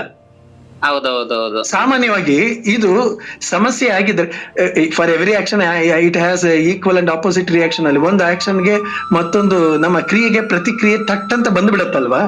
ಕೋಪ ಬಂದಾಗ ತಟ್ ಅಂತ ಕೋಪ ಬಂದ್ಬಿಡತ್ತೆ. ಆದ್ರೆ ನನಗೆ ಕೋಪ ಬರ್ತಾ ಇದೆ, ಕೋಪ ಬಂದಿದೆ, ನಾನು ಕೋಪವನ್ನ ರೆಗ್ಯುಲೇಟ್ ಮಾಡ್ಕೊಬೇಕು, ನಾನು ಹೀಗೆ ಮಾಡಬಾರದಾಗಿತ್ತು, ಹೀಗೆ ನಾನು ವರ್ತಿಸಬಾರದಾಗಿತ್ತು, ಸಾರಿ ಅಂತ when you feel, then it is not a problem. ನೀವು ಕೋಪ ಮಾಡ್ಕೊಂಡಿದ್ದಕ್ಕೆ ಅರ್ಥ ಇದೆ, ನೀವು ನಿಮ್ಮ ಕೋಪವನ್ನ ಪ್ರದರ್ಶಿಸ್ತಾನೆ ಇರ್ತೀರ. ನಾನು ನೋಡಿದ್ದೇನೆ ಮಕ್ಕಳನ್ನ ಭಯಂಕರವಾಗಿ ಹಾಡ್ದು ಬಿಸಾಕದನ್ನ, ಅದನ್ನ ಒಂದು ಹೆಂಗ್ ಹೊಡಿತಾರೆ ಅಂತಂದ್ರೆ ಐ ಕೆನಾಟ್ ಬಿಲೀವ್. ಅವ್ರು ಕೂಗ್ತಾ ಇರ್ತಾರೆ, ಅಯ್ಯೋ ಅಮ್ಮ ಅಪ್ಪ ಅಂತೆಲ್ಲ ಕೂಗ್ತಾ ಇರ್ತಾರೆ, ಅಳ್ತಾ ಇರ್ತಾರೆ. ಆ ಆಕ್ರಂದನ ಇದೆಯಲ್ವಾ, ಇವ್ರ ಕಿವಿಗೆ ಬೀಳ್ತಾ ಇರ್ತದಲ್ಲ ಆಕ್ರಂದನ, ಅವರು ಏನ್ ಮಾಡ್ತಾರೆ ಅಂತಂದ್ರೆ ಮತ್ತಷ್ಟು ಅವ್ರಿಗೆ ಟ್ರಿಗರ್ ಆಗತ್ತೆ, ಆ ಕೋಪವನ್ನ ಮತ್ತಷ್ಟು ಟ್ರಿಗರ್ ಮಾಡತ್ತೆ, ಮತ್ತಷ್ಟು ಹೊಡಿತಾ ಇರ್ತಾರೆ. ಅದು ಎಷ್ಟರ ಮಟ್ಟಿಗೆ ಹೋಗುತ್ತೆ ಅಂತಂದ್ರೆ, ದೇರ್ ಆರ್ ಸಮ್ ಇನ್ಸಿಡೆಂಟ್ಸ್, ಮಗುವನ್ನ ಗೋಡೆಗೆ ಚಚ್ಚಿ ಅದರ ತಲೆಯನ್ನ ಚಚ್ಚಿ ಕೊಂದಿರುವಂತದ್ದು, ಇರಿದು ಕೊಂದಿರುವಂತದ್ದು. ಆಮೇಲೆ ಇದು ಕೆಲವು ಇದನ್ ಮರ್ತಿದ್ದೀನಿ, ದೇಶ ಮರ್ತಿದ್ದೀನಿ, ಅಮೆರಿಕ ಅಂತ ಅಂದ್ಕೊಳ್ತೀನಿ. ಸುಧಾ, ನೀವು ನೋಡಿ, ಒಂದು ನರ್ಸು ರೋಗಿಗಳನ್ನೆಲ್ಲಾನು ಸಾಯಿಸ್ತಾ ಇದ್ಲು. ಯಾತಕ್ಕೆ ಸಾಯಿಸ್ತಾ ಇದ್ಲು ಅಂತಂದ್ರೆ ಅವಳಿಗೆ ತುಂಬಾ ಇರಿಟೇಟ್ ಆಗ್ತಿತ್ತಂತೆ ಅವರ ಆಕ್ರಂದನ, ಅವರ ನರಳಾಟ ಅಥವಾ ಅದೆಲ್ಲಾನು. ಅವಳು ಹಂಡ್ರೆಡ್ಸ್ ಆಫ್ ಮರ್ಡರ್ಸ್ ಮಾಡ್ಬಿಟ್ಟಿದ್ಲು, ಯಾರಿಗೂ ಗೊತ್ತೇ ಆಗಿರ್ಲಿಲ್ಲ. One day she was caught, of course. ಬಹಳ ಕಾಲದ ನಂತರ ಅವಳು ಸಿಕ್ಕಿಬಿದ್ಲು. ಅವಳು ಸರ್ ಇದು ಕೇಳಿದೀನಿ ಕೂಡ ನಾನ್ ಕೂಡ. ಈಗ ನಾನು ಈ ಡಾಕ್ಟರ್ ಮತ್ತೆ ನರ್ಸ್ ಗಳ ಮಧ್ಯೆ ಇದೀನಿ, ಸಾರಿ ಟು ಇಂಟರಪ್ಟ್ ಯು. ಏನ್ ಗೊತ್ತಾ, ಅದು ಆಕ್ಚುಲಿ ಈಗ ನರ್ಸ್ ಗಳೇ ಆಗ್ಲಿ ಈ ಡಾಕ್ಟರ್ಸೇ ಆಗ್ಲಿ, ಈ ದಿನ ಅವ್ರಿಗೆ ಅಳೋರು ಯಾರು ಅಂತ ಅಂದ್ರೆ ಅವ್ರಿಗೆ ಫೀಲಿಂಗ್ಸ್ ಗಳು ಸತ್ ಹೋಗಿರ್ತಾವ ಅಂತ. ಅಂದ್ರೆ ಈಗ ಅವ್ರ ಕೆಲ್ಸ ಅವ್ರು ಮಾಡ್ತಾರೆ, ಓಕೆ, ಬಟ್ ಈಗ ಸಾವಿಗೆ ನಾವು ಮಿಡಿತೀವಲ್ಲ, ಅಷ್ಟು ಅವ್ರಿಗೆ ಮಿಡಿತಗಳು ಇರಲ್ವಾ ಅಂತ. ನ್ಯಾಚುರಲಿ ಇದು ನ್ಯಾಚುರಲ್ ಇದು. ಯಾಕೆ ಅಂತಂದ್ರೆ ಅವ್ರಿಗೆ ಅದೊಂದು ಕೇಸ್. ಈಗ ನನ್ನ ತಾಯಿಗೆ ಏನೋ ಸಮಸ್ಯೆ ಆಯ್ತು ಅಂತಂದ್ರೆ ನನಗೆ ಅವಳ ಜೊತೆಗೆ ಭಾವನಾತ್ಮಕ ಸಂಬಂಧ ಇರ್ತದೆ, ನಾನು ಅವಳಿಗೆ ಮಿಡಿತೀನಿ, ಅವಳಿಗೂ ನನಗೂ ಎಷ್ಟೋ ದೊಡ್ಡ ಕನೆಕ್ಷನ್ ಇರ್ತದೆ, ಕಳ್ಳು ಬಳ್ಳಿ ಸಂಬಂಧ ಇರ್ತದೆ. ನನ್ನ 45 ವರ್ಷ 50 ವರ್ಷ ಸಾಕಿದ್ಲು ಅವಳು, ನನ್ನ ಜೊತೆನಲ್ಲಿ ಇದ್ಲು ಅಂತ ಇವೆಲ್ಲ ಇರತ್ತೆ. ನಮ್ಮ ಎಮೋಷನ್ಸ್ ಅಲ್ಲಿ ಕೆಲಸ ಮಾಡ್ತಾ ಇರ್ತದೆ.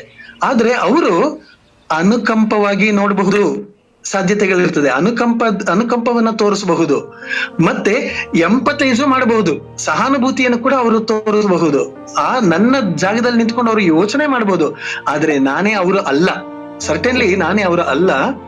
ಆನ್ ಅದರ್ ಹ್ಯಾಂಡ್ ಅವ್ರಿಗೆ ನನ್ನ ಭಾವನೆಯ ತೀವ್ರತೆ ಅವ್ರಿಗೆ ಖಂಡಿತ ಅನುಭವಕ್ಕೆ ಬರೋಲ್ಲ, ಅವ್ರಿಗೆ ಆಗೋದಿಲ್ಲ, ಅದು ಸಹಜ. ಅದು ಇದನ್ನ ತುಂಬಾ ಜನದಲ್ಲಿ ಕೇಳಿದೀನಿ ಕೂಡ, ಆಕ್ಚುಲಿ ಡೈರೆಕ್ಟ್ ಆಗಿ ಕೇಳಿದೀನಿ.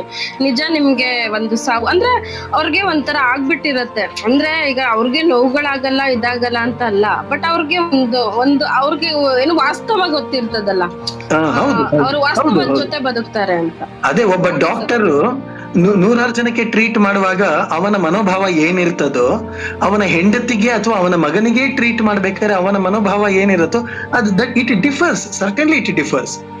ಈ ಹ್ಯೂಮನ್ ಬಾಂಡೇಜ್ ಮತ್ತೆ ಎಮೋಷನಲ್ ಬಾಂಡೇಜ್ ಇಸ್ ಸಚ್. ನಮ್ಮ ಭಾವನಾತ್ಮಕ ಸಂಬಂಧಗಳು, ನಾನಿರೋದು ನಮ್ಮ ಮನೆಯ ಎದುರುಗಡೆ ಒಂದು ಸ್ಮಶಾನ ಇದೆ. ನಮ್ಮ ಮನೆ ಎದುರುಗಡೆ ಸ್ಮಶಾನ ಇದೆ, ಎಷ್ಟೊಂದು ಶವಗಳು ಬರ್ತಾ ಇರ್ತವೆ, ಹೋಗ್ತಾ ಇರ್ತವೆ. ನನಗೆ ಅದೊಂದು ಊಟ ಮಾಡ್ತಾ ಇರ್ತೀನಿ ಅಂತ ಇಟ್ಕೊಳ್ಳಿ, ಎದುರುಗಡೆ ಶವ ಬಂತು ಅಂತಂದ್ರೆ ನೋಡ್ತೀನಿ, ಊಟವನ್ನ ಕಂಟಿನ್ಯೂ ಮಾಡ್ತೇನೆ. ಕೆಲವು ಸಲ ಇದು ಡಂಕಣಕ ತುಂಬಾ ಚೆನ್ನಾಗಿ ಬರ್ತಾ ಇದೆ, ಕೇಳಿಸ್ತಾ ಇದೆ ಅಂತಾರೆ, ನಾನು ಎದ್ದು ಮನೆ ಒಳಗೆ ಅಫ್ಕೋರ್ಸ್ ಅಲ್ಲಲ್ಲ ಕುಣಿತೀನಿ. ನನಗೆ ಅದು ಏನು ವಿಷಯನೇ. ಯಾತಕ್ಕೆ ಅಂತಂದ್ರೆ ಅವುಗಳು ನನಗೆ ಕನೆಕ್ಟ್ ಆಗಿಲ್ಲ. ಮತ್ತೆ ನಮ್ಮ ಮನೆ ಒಳಗಡೆ ನಾವು ಸಾಕಿರುವಂತ ಬೆಕ್ಕೋ ನಾಯೋ ಸತ್ತೋದ್ರೆ ಅವ್ರೆಷ್ಟು ಗೋಳಾಡ್ತಾರೋ ಅದಕ್ಕಿಂತ ಹೆಚ್ಚಿನ ಗೋಳಾಟ ನಮ್ಮ ಮನೆಯಲ್ಲಿ. ಈಗ ನೀವು ಹೇಳಿದ್ದು ಒಂದು ವಿಚಾರಕ್ಕೆ ಒಂದು ಮೂವಿ ಬಂತು ತೆಲುಗಲ್ಲಿ, ಸ್ಪೈಡರ್ ಅಂತ. ಆಕ್ಚುಲಿ ಅದು ಅವನು ಸ್ಮಶಾನದಲ್ಲಿ ಕೆಲಸ ಮಾಡೋನು ಮಗ ಒಬ್ಬ, ಅವನು ಹೆಂಗೆ ಸೈಕಿಕ್ ಆಗ್ತಾನ, ಅವನು ಆ ಹಳು ಅವನ್ಗೆ ಖುಷಿ ತರ್ತಾ ಇರುತ್ತೆ. ಅಂದ್ರೆ ಅವ್ರು ಯಾರಾದ್ರೂ ಸತ್ರೆ ಅವ್ರ ಮನೆಗೆ ಊಟ ಅಂತ. ಯಾರಾದ್ರೂ ಒಬ್ರು ಸತ್ರೆ ಅವ್ರು Natural. ಬೇಕಂತ ಹೋಗಿ ಸಾಯಿಸ್ತಿರ್ತಾನೆ.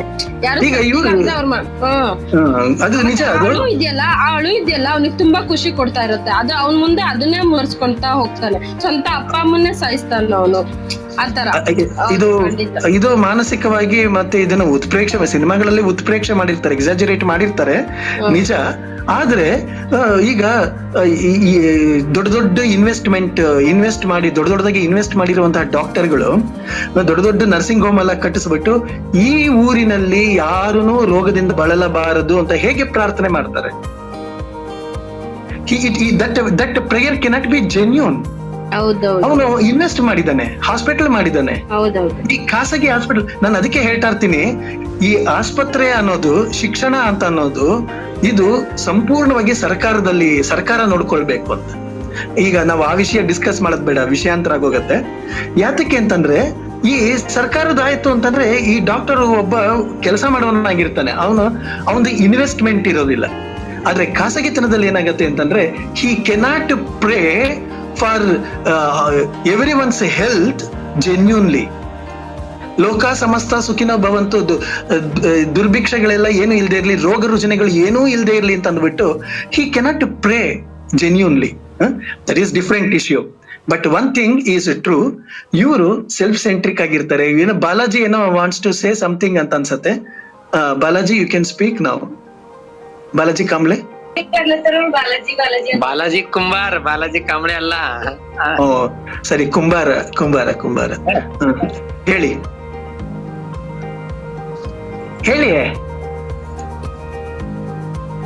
ಅಂದ್ರೆ ಮಧು ಮಾತಾಡ್ತಾರೆ ಈಗ ಪಕ್ಕದವ್ರೆ.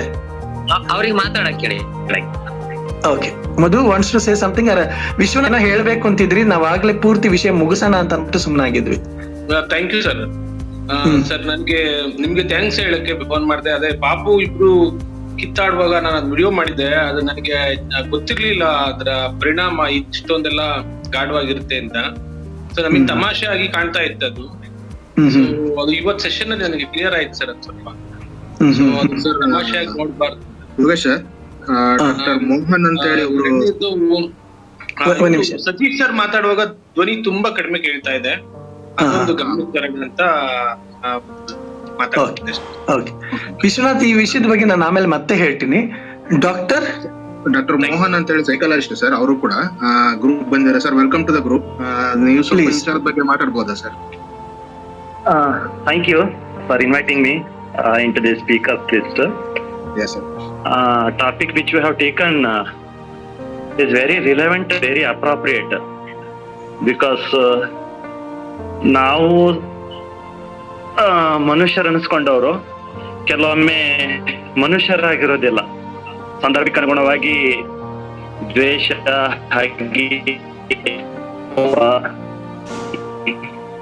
ನೆಗೆಟಿವ್ ಎನರ್ಜಿ ಅಂತ ನಾನು ಕನ್ಸಿಡರ್ ಮಾಡ್ತೀನಿ. ಅದೆಲ್ಲವೂ ಸಹ ಅದು ಎಕ್ಸ್ಪ್ರೆಸ್ ಮಾಡ್ತೀವಿ. ಅದರ ಪರಿಣಾಮ ಏನೇನೋ ಆಗ್ತದೆ. ಕೌಟುಂಬಿಕ ವಿಘಟನೆಗಳಾಗ್ತವೆ, ಮಕ್ಕಳ ಮೇಲೆ ದುಷ್ಪರಿಣಾಮ ಆಗ್ತದೆ, ಓಕೆ, ಮನಸ್ತಾಪಗಳಾಗ್ತವೆ, ಡಿವೋರ್ಸ್ ಅಂತದೆಲ್ಲ ಆಗ್ತದೆ. ಇಂಥವೆಲ್ಲ ಬ್ಯಾಡ್ ಇಂಪ್ಲಿಕೇಶನ್ಸ್ ನಾವು ನೋಡ್ಲಿಕ್ಕೆ ಸಾಧ್ಯ ಆಗ್ತದೆ ದ್ವೇಷ ಹಾಗೆ ಈ ಎಲ್ಲದರಿಂದ.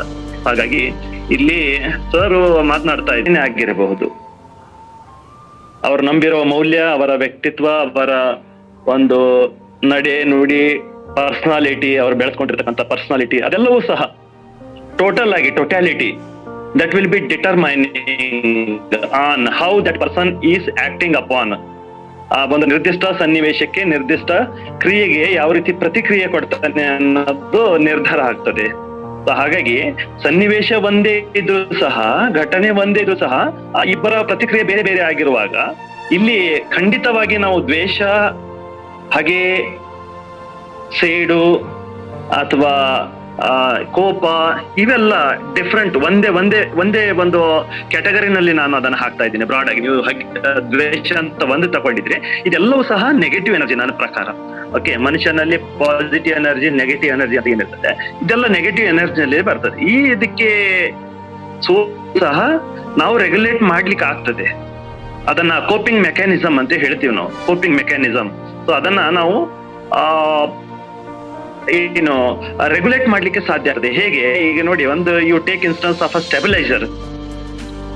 ಸ್ಟೆಬಿಲೈಸರ್ ಕೆಲಸ ಏನ್ ಮಾಡ್ತದೆ, ವೋಲ್ಟೇಜ್ ಹೆಚ್ಚು ಕಡಿಮೆ ಆಗೋದು ಸಹಜ. ವೋಲ್ಟೇಜ್ ಹೆಚ್ಚು ಕಡಿಮೆ ಆಗುವಾಗ ಸ್ಟೆಬಿಲೈಸರ್ ಏನ್ ಕೆಲಸ ಮಾಡ್ತದೆ, ಅದು ರೆಗ್ಯುಲೇಟ್ ಮಾಡ್ತದೆ ಆ ಪರ್ಟಿಕ್ಯುಲರ್ ಡಿವೈಸಿಗೆ, ಟಿವಿಗೆ, ರೆಫ್ರಿಜರೇಟರ್ಗೆ, ಓವನ್ಗೆ ಎಷ್ಟು ಪ್ರಮಾಣದ ಒಂದು ಎಲೆಕ್ಟ್ರಿಸಿಟಿ ಅವಶ್ಯಕತೆ ಇದೆ ಅಷ್ಟನ್ನ ಮಾತ್ರ ಪೂರೈಕೆ ಮಾಡ್ತದೆ.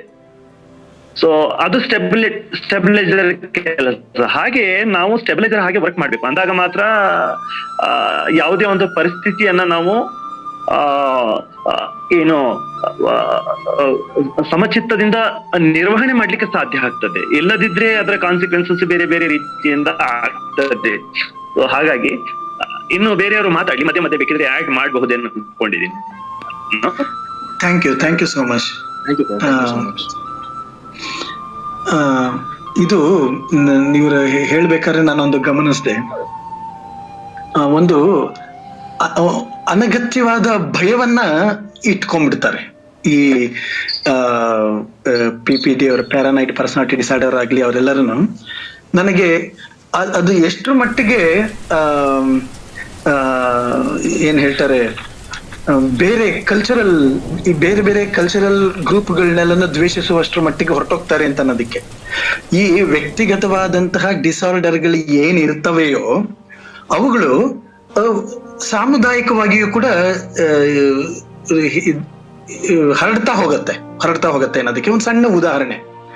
ಇತ್ತೀಚೆಗೆ ಒಬ್ರು ನಮ್ಮನೆಗೆ ಬಂದಿದ್ದವರು ಹೇಳ್ತಾ ಇದ್ರು, ಈ ನಮ್ಮ ದೇಶ ಅಲ್ಲ, ಈ ಪ್ರಪಂಚ 2050 ಒಳಗಡೆ ಇಡೀ ಪ್ರಪಂಚ ಇಸ್ಲಾಂ ಕಂಟ್ರಿಗಳಾಗೋಗ್ಬಿಡ್ತವೆ ಅಂತ. ಇದೊಂದು ಅವರ ಫೋಬಿಯಾ, ಒಂದು ಬೇಸ್ಲೆಸ್ ಭಯ.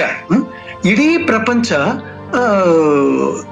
ಇಸ್ಲಾಮಿಕ್ ಕಂಟ್ರಿ ಎಲ್ಲಾನು ಇಸ್ಲಾಮಿಕ್ ಕಂಟ್ರಿಗಳೇ ಆಗೋಗ್ಬಿಡ್ತವೆ.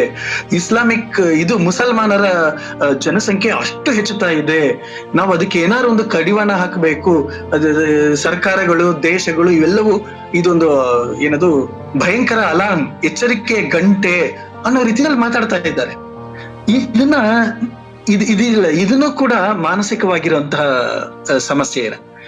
ಇದು ಸಂಕಲಿತವಾಗಿ ಇಂತಹ ವ್ಯಕ್ತಿಗತವಾಗಿರುವಂತಹ ಮಾನಸಿಕ ಸಮಸ್ಯೆಗಳು ಸಂಕಲಿತವಾಗಿ ಸಾಮಾಜಿಕವಾಗಿ ಹೆಂಗೆ ಹರಡುತ್ತೆ ಅಂತ ಅನ್ನೋದಕ್ಕೆ ಇದು ಒಂದು. ಈ ಫೋಬಿಯಾ ಅಂತ ಅಂದ್ರೇನೆ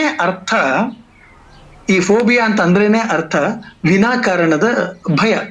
ಅಲ್ಲಿ ಕಾರಣ ಇರೋದಿಲ್ಲ, ಅಲ್ಲಿ ಕತ್ತಲೊಳಗಡೆ ಕಳ್ಳ ಇರೋದಿಲ್ಲ, ಆದ್ರೂ ಕೂಡ ನನಗೆ ಕತ್ತಲೊಳಗಡೆ ಹೋಗ್ಲಿಕ್ಕೆ ಭಯ, ಅಲ್ಲಿ ಯಾರೋ ಹಿಡ್ಕೊಂಡ್ಬಿಡ್ತಾರೆ ಅಂತ ಅನ್ನುವ ಭಯ.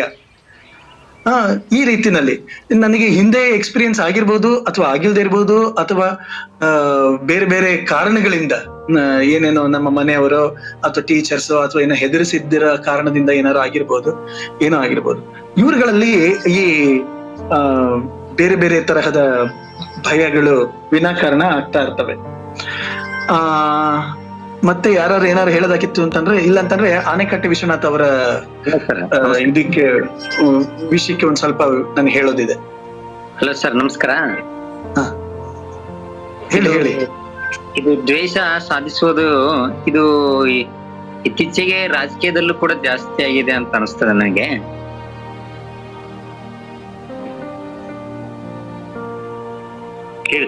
ಕೇಳ್ತಾ ಹೌದು.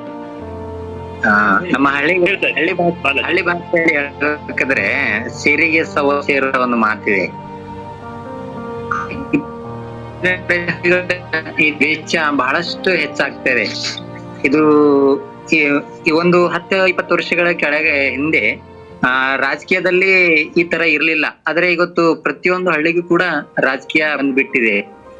ಪಕ್ಕದ ಮನೆಯಲ್ಲೂ ಕೂಡ ನಾವು ರಾಜಕೀಯದಿಂದ ಈ ದ್ವೇಷವನ್ನ ಸಾಧಿಸ್ತಕ್ಕಂಥದ್ದು ಇತ್ತೀಚಿನ ದಿನಗಳಲ್ಲಿ ಬಹಳಷ್ಟು ದ್ವೇಷ ಎಲ್ಲಿದ ಮಟ್ಟಿಗೆ ಹೋಗಿದೆ ಅಂದ್ರೆ ಕೊಲೆಗಳು ಕೂಡ ಆಗ್ತಾ ಇವೆ. ಅಷ್ಟೊಂದು ನಾವು ಪ್ರೀತಿಯನ್ನ ಕಳ್ಕೊಂಡು ಮಾನವೀಯತೆ ಕೂಡ ಕಳೆದುಕೊಳ್ತಕ್ಕಂತ ಸ್ಥಿತಿಗೆ ಬಂದಿದ್ದೇವೆ. ಹಾಗಾಗಿ ನಾವು ಪ್ರೀತಿಯಿಂದ ಈ ಜಗತ್ತನ್ನೇ ಗೆಲ್ಬಹುದು ಹೊರತು ದ್ವೇಷದಿಂದ ಅಲ್ಲ ಅಂತ ಒಂದು ಮಾತಿದೆ. ಅದು ನಿಜಕ್ಕೂ ಇವತ್ತು ಅದು ಎಲ್ಲೋ ಒಂದ್ ಕಡೆ ಮೂಲೆ ಗುಂಪಾಗ್ತದೆ. ಇವತ್ತು ರಾಜಕೀಯದಲ್ಲಿ ಕೂಡ ನೀವು ಇರ್ಬೋದು. ಇವತ್ತು ಬೇರೆ ಬೇರೆ ಪಕ್ಷಗಳು ಒಂದೊಂದು ಸಮುದಾಯವನ್ನ ಹೇಗೆ ಟಾರ್ಗೆಟ್ ಮಾಡ್ತಾರೆ ಅಂದ್ರೆ, ನಿಜಕ್ಕೂ ಇವರು ನಾವು ಭಾರತದವರೇ ಅಲ್ಲ ಅನ್ನೋ ಮಟ್ಟಿಗೆ ಅವರು ದ್ವೇಷವನ್ನ ಸಾಧಿಸ್ತಾರೆ. ಅಂದ್ರೆ ಅದು ಎಷ್ಟು ಪ್ರೀತಿಯಿಂದ ಎಷ್ಟು ಮಾನವೀಯವಾಗಿ ನಾವೆಲ್ಲ ನಡ್ಕೋಬೇಕು, ಆದ್ರೆ ಆ ದ್ವೇಷನೇ ಇವತ್ತಿನ ದಿವಸ ಭಾರತದಲ್ಲಿ ವಿಂಗಡಣೆಗೆ ನಾವೆಲ್ಲ ಪ್ರತಿಯೊಂದು ಹೇಳಿ. ಸಾರಿ, ಇದು ಮತ್ತೆ ಅದು ಬ್ರಾಡರ್ ಆಸ್ಪೆಕ್ಟ್ ಹೊರಟೋಗತ್ತೆ ವಿಷಯ. ನಾನು ಉದಾಹರಣೆ ಹೇಳಿದೆ, ಇದು ಯಾವುದೋ ಒಂದು ಉದಾಹರಣೆ ಮಾತ್ರ ಹೇಳಿದೆ. ಅದು ಏನದು ಈ ರೀತಿನಲ್ಲಿ ಇಸ್ಲಾಮೋಫೋಬಿಯಾ ಅಥವಾ ಇತರ ವಿಷಯಗಳ ಬಗ್ಗೆ. ಆದ್ರೆ ನಾವು ಅಲ್ಲಿಗೆ ಹೋಗೋದು ಬೇಡ. ಅದು ಮತ್ತೆ ಅದು ನಮ್ಮ ವ್ಯಕ್ತಿಗತವಾಗಿ ಕಂಡುಕೊಳ್ಬೇಕಾಗಿರುವಂತಹ ಸಮಸ್ಯೆಗಳಿಗೆ ಪರಿಹಾರ ನಾವು ಕಂಡುಕೊಳ್ಳಲ್ಲ. ಮತ್ತೆ ನಾವು ಬ್ರಾಡರ್ ಆಸ್ಪೆಕ್ಟ್ ಇಂದ ಮಾತಾಡ್ಕೊಂಡು ಎಲ್ಲರ ಮನೆಯ ದೋಸೆ ತೂತೆ ಅಂತ ಅನ್ಕೊಂಡು ಸುಮ್ನಾಗ ಹೋಗ್ಬಿಡ್ತೀವಿ. ನಮ್ಮ ಮನೆಯ ದೋಸೆಯ ತೂತನ್ನ ನಾವು ಸರಿಪಡಿಸ್ಕೊಳ್ಳುವ ದಿಕ್ಕಿನಲ್ಲಿ ಕೆಲಸ ಮಾಡೋಣ. ಬೇಡ, ರಾಜಕೀಯ ಬೇಡ, ಸಾಮಾಜಿಕ ಸಂಘರ್ಷಗಳು ಬೇಡ, ಸಾಮುದಾಯಿಕವಾಗಿ ನಡೀತಾ ಇರುವಂತಹ ವಿಷಯಗಳು ಕೂಡ ಬೇಡ.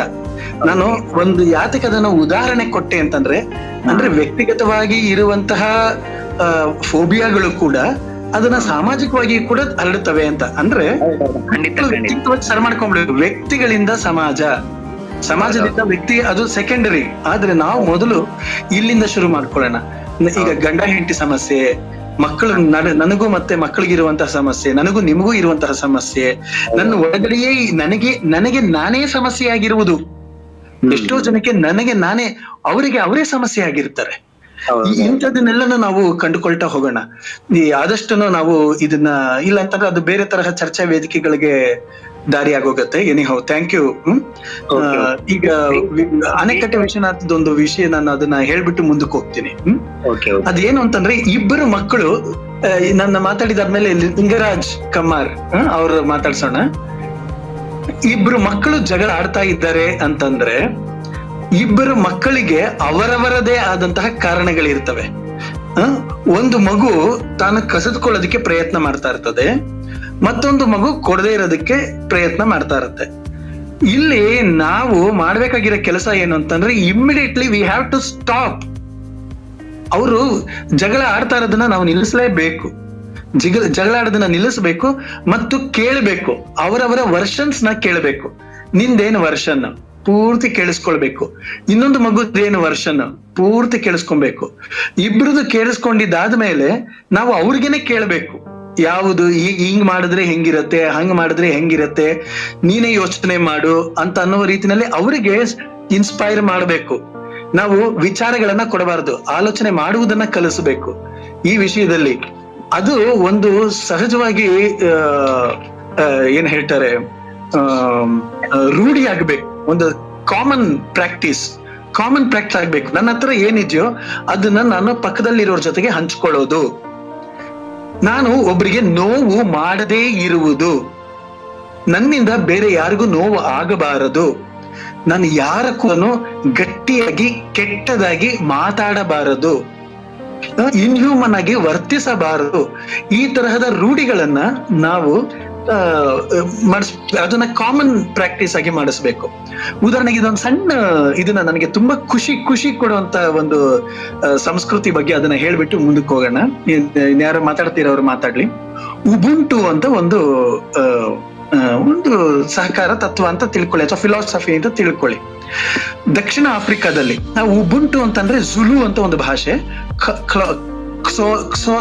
ಕ್ಸೋಸಾ ಅಂತ ಅಂದ್ರೆ ನಮ್ಮಿಂದ ನಾನು ಅಂತ, ಉಬುಂಟು ಅಂತ. ಇದೊಂದು ಫಿಲಾಸಫಿಕಲ್ ಆಟಿಟ್ಯೂಡ್. ಇದನ್ನ ಮಾತಾಡೋರು, ಇದನ್ನ ಪಾಲಿಸೋರು ತುಂಬಾ ಜನ ಈ ದಕ್ಷಿಣ ಆಫ್ರಿಕಾದಲ್ಲಿ ಅನೇಕ ಬುಡಕಟ್ಟುಗಳು ಇವೆ.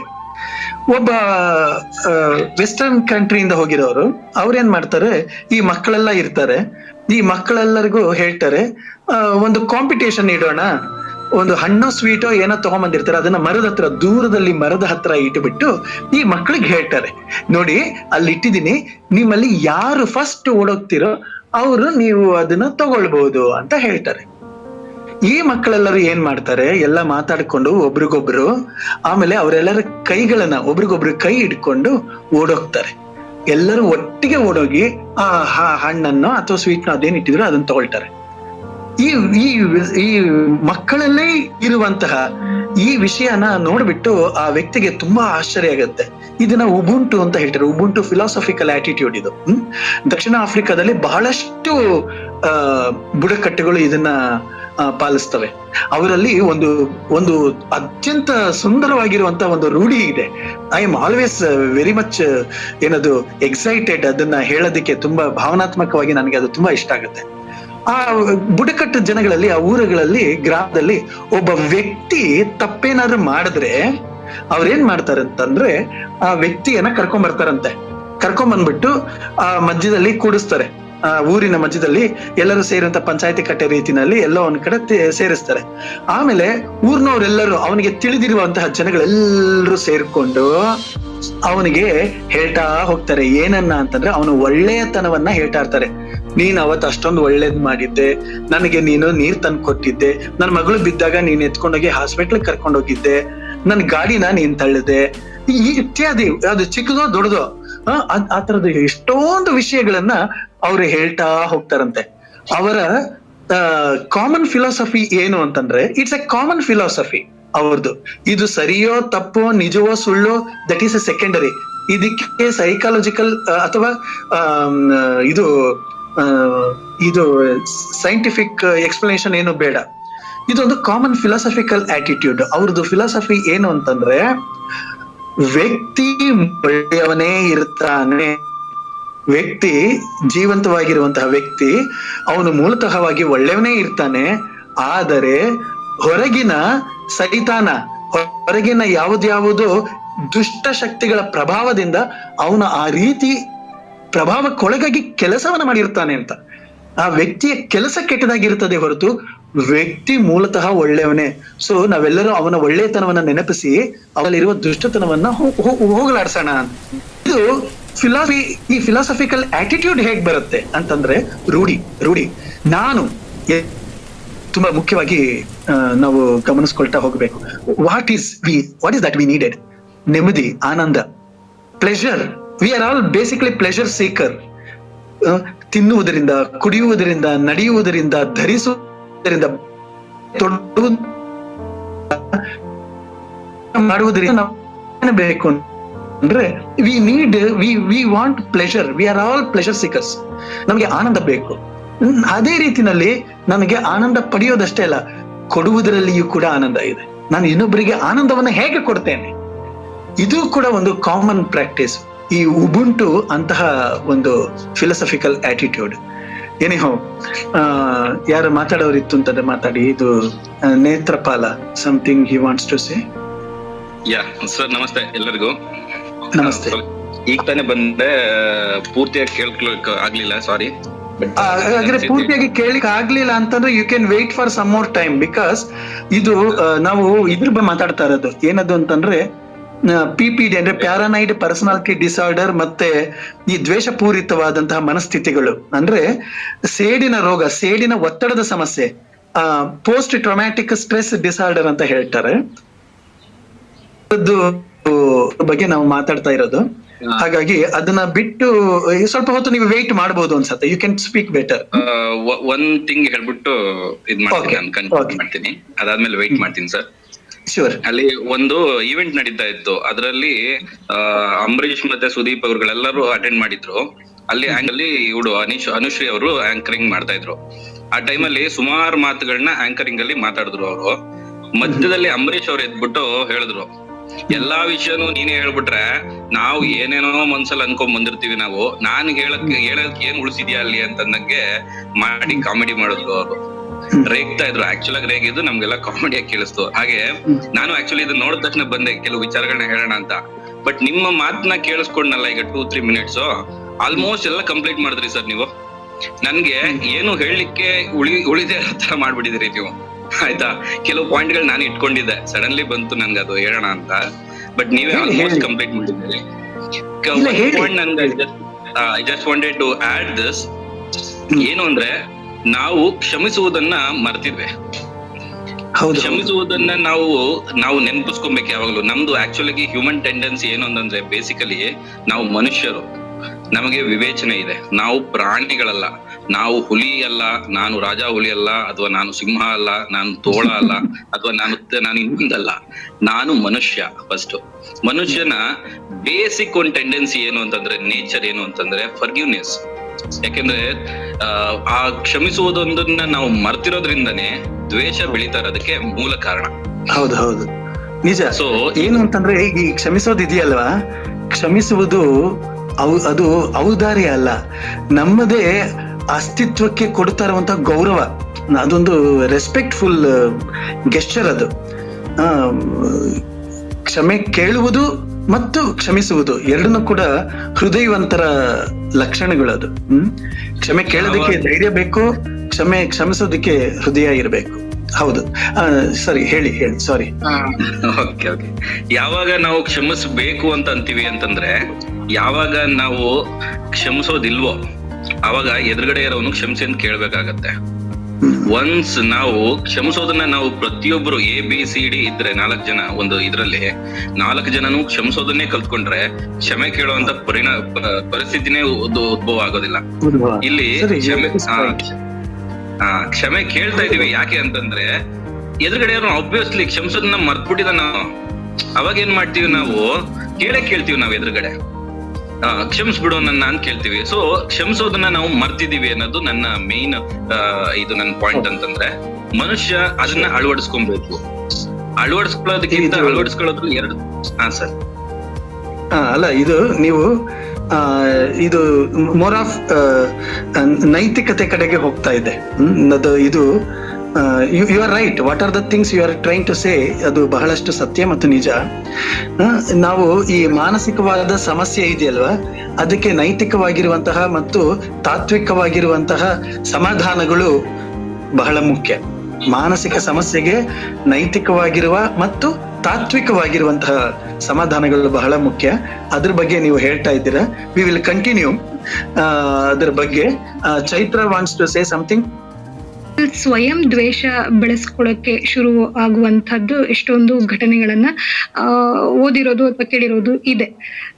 ಇಂಥ ಸಂದರ್ಭದಲ್ಲಿ ತನ್ನನ್ನೇ ತಾನು ದ್ವೇಷಿಸ್ಕೊಳ್ಳೋದನ್ನ ಓವರ್ಕಮ್ ಮಾಡೋದು ಹೇಗೆ, ಮತ್ತೆ ಆ ಗಿಲ್ಟ್ ಅನ್ನ ಓವರ್ಕಮ್ ಮಾಡೋದು ಹೇಗೆ, ಯಾವ ತರ ಯೋಚನೆ ಮಾಡ್ಬೇಕು ಅಂತ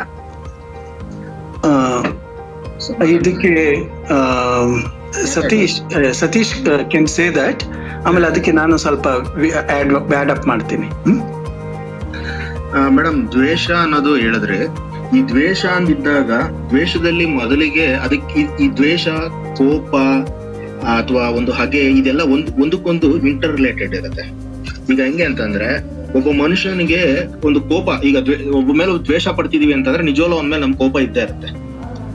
ಆ ಕೋಪ ಇದ್ದಾಗ ಆ ಕೋಪನ ನಾವು 3 ರೀತಿ ತೋರಿಸ್ಕೋಬಹುದು. ಒಂದ್ ನಮ್ಮ ಮೇಲೆ ತೋರಿಸ್ಕೋಬಹುದು, ಇಲ್ಲ ಇನ್ನೊಂದು ಆಪೋಸಿಟ್ ಇರೋ ಅಂತ ಒಬ್ಬ ಮನುಷ್ಯನ ಮೇಲೆ ತೋರಿಸ್ಬೋದು, ಇಲ್ಲ ಅಂತಂದ್ರೆ ನಾವು ಮಾಡೋ ಕೆಲ್ಸದ ಮೇಲೆ ತೋರಿಸ್ಬೋದು. ಇದರಲ್ಲಿ ಒಂದು ಕನ್ಸ್ಟ್ರಕ್ಟಿವ್ ಮತ್ತೆ ಡಿಸ್ಟ್ರಕ್ಟಿವ್ ಅಂತ ಕರಿತೀವಿ. ಅಂದ್ರೆ ನಾವು ನಮ್ಮ ಕೋಪವನ್ನ ಕನ್ಸ್ಟ್ರಕ್ಟಿವ್ ಆಗಿ ತೋರಿಸ್ತಿದೀವಿ ಅಂತಂದ್ರೆ ನಾವು ಮಾಡೋ ಕೆಲ್ಸದ ಮೇಲೆ ತೋರಿಸ್ತೀವಿ. ಸೊ ನಾವು ಮಾಡೋ ಕೆಲ್ಸದ ಮೇಲೆ ತೋರಿಸಿದಾಗ ಏನಾಗುತ್ತೆ ಅಂದ್ರೆ we will get A good outcome. Okay, but ಆದ್ರೆ ನಾವು ನಮ್ಮ ದ್ವೇಷವನ್ನ ನಮ್ಮ ಮೇಲೆ, ಅಂದ್ರೆ ಸೆಲ್ಫ್ ಅಂದ್ರೆ ನಮ್ಮ ಕೋಪವನ್ನ ನಮ್ಮ ಮೇಲೆ ತೋರಿಸ್ಕೊಂಡಾಗ ಅಥವಾ ನಮ್ಮ ಎದುರುಗಡೆ ಇರೋನ್ ಮೇಲೆ ತೋರಿಸಿದಾಗ it's going to be destructive. Okay, so ಇಲ್ಲಿ ಕನ್ಸ್ಟ್ರಕ್ಟಿವ್ ಮತ್ತೆ ಡಿಸ್ಟ್ರಕ್ಟಿವ್ ಅಂದ್ರೆ ಒಂದು ಕೋಪವನ್ನ ನಾವು 2 ರೀತಿ ತೋರಿಸ್ಕೊಂತ ಹೋಗ್ತೀವಿ. ಅಂದ್ರೆ ಈ ದ್ವೇಷ ಅನ್ನೋದು, ಕೋಪ ಇವೆಲ್ಲ ಇಂಟರ್ ರಿಲೇಟೆಡ್ ಇದೆ. ಯಾವ್ದು ತುಂಬಾ ಬೇರೆ ಆದಂತ ವಿಚಾರಗಳೇನಲ್ಲ, ಇವೆಲ್ಲ ಇಂಟರ್ ರಿಲೇಟೆಡ್ ಇರೋದ್ರಿಂದ ನಿಮ್ಗೆ ದ್ವೇಷ ಇದೆ ಅಂತಂದ್ರೆ ಅವ್ರ ಮೇಲೆ ನಿಮ್ಗೆ ಕೋಪ ಇದ್ದೇ ಇರುತ್ತೆ. ಆ ಕೋಪನ ನೀವು ನಿಮ್ ಮೇಲೆ ತೀರಿಸ್ಕೊಂಡಾಗ ಅದು ಇಟ್ ವಿಲ್ ಬಿ ಡಿಸ್ಟ್ರಕ್ಟಿವ್. ಅಥವಾ ನೀವು ಬೇರೆಯವ್ರ ಮೇಲೆ ತೋರಿಸ್ತಿದಾರ ಅಂತಂದಾಗ ಅದು ಡಿಸ್ಟ್ರಕ್ಟಿವ್ ಆಗುತ್ತೆ. ಆದ್ರೆ ಅದೇ ಕೋಪವನ್ನ ನೀವು ಮಾಡೋ ಕೆಲ್ಸದ ಮೇಲೆ ತೋರಿಸಿದಾಗ ಇಟ್ಸ್ ಗೋಯಿಂಗ್ ಟು ಬಿ ಅನ್ನೋದು ಒಂದು ಮಾಹಿತಿ. ಇನ್ನೊಂದು ಸರ್, ಸಂತೋಷವಾಗಿರ್ಬೇಕು, ಕೋಪ ಬರಬಾರ್ದು ಅಂತಂದ್ರೆ ಎಲ್ಲದಕ್ಕೂ ಸ್ವಲ್ಪ ಡಿಟ್ಯಾಚ್ ಆಗಿರ್ಬೇಕು ಅನ್ನೋದು. ಅಂದ್ರೆ attach is root of suffering ಅಂತ. ಯಾವ್ದಾದ್ರ ಮೇಲೆ ಬಹಳ ಗಾಢವಾದ ಪ್ರೀತಿ, ಅತಿಯಾದ ಎಕ್ಸ್ಪೆಕ್ಟೇಷನ್ ಇದ್ದಾಗ ಅದರಿಂದ ಏನಾದ್ರೂ ನಾವು ಏನ್ ಬಯಸಿರ್ತೀವಿ ಅದು ಸಿಗ್ಲಿಲ್ಲ ಅಂತ ಅಂದಾಗ ಅದು ಅಸಂತೃಪ್ತ ಇದಾಗಿ ಕೋಪಕ್ಕೆ ಕಾರಣ ಆಗುತ್ತೆ. ಆಮೇಲೆ ಸರ್ ಹೇಳ್ತಾ ಇದ್ರು ಇಂಪಲ್ಸಿವ್ ಅನ್ಬಿಟ್ಟು ಹೇಳ್ತಾ ಇದ್ರು. ಅಂದ್ರೆ ನಾವು ಏನ್ ಮೀಟ್ ಆಗ್ತೀವಿ ಅದಕ್ಕೆ ಜಾಸ್ತಿ ಜಗಳ ಆಡಬಾರ್ದು ಅಂದ್ರೆ ಜಗಳನೇ ಆಡ್ತೀವಿ. ಅದಕ್ಕೊಂದು ಸಣ್ಣ ಉದಾಹರಣೆ ಸರ್. ಈಗ ನಾವು ವಾಕಿಂಗ್ ಹೋಗ್ತಾ ಇರ್ತೀವಿ, ನಮ್ ಮುಂದೆ ಒಂದು ಹೊಸ ಕಾರ್ ಹೋಯ್ತು ಅಂತ ಕಲ್ಪಿಸ್ಕೋಬಾರ್ದು ಅಂತೀವಿ. ಕಲ್ಪಿಸ್ಕೋಬಾರ್ದು, ಬಟ್ ಕಲ್ಪಿಸ್ಕೋಬಾರ್ದು ಅಂತಂದಾಗ ನಮ್ ತಲೆಯಲ್ಲಿ ಅದು ಹೊಸ ಕಾರ್ ಹೋಗಿರುತ್ತದು. ಇದು ಇಂಪಲ್ಸಿವ್ ಅನ್ನೋ ಇದಕ್ಕೆ ಮೇಡಮ್ ಅವ್ರ ಒಂದು ಸಣ್ಣ ಉದಾಹರಣೆ. 1 ನಿಮಿಷ ಮಧು, ಹೇಳಿ ಸರ್. ಯಾರು ಸಫಾನ್ ಏನೋ ಹೇಳ್ಬೇಕಾ? ಮಧು ಹೇಳ್ತಾ ಇದ್ದೀರಲ್ಲ, ಮೀಟ್ ಮಾಡ್ಬೇಕೀಗ ನಾವು ಚೆನ್ನಾಗಿ. ನೆಮ್ಮದಿಯಾಗಿರ್ಬೇಕು ಲೈಫಲ್ಲಿ ನಾವು. ಈ ತರ ಬೇರೆಯವ್ರನ್ನ ಕಂಪೇರ್ ಮಾಡ್ದೇನೆ ಈ ತರ ಹೇಗೆ ಬದುಕಬಹುದು?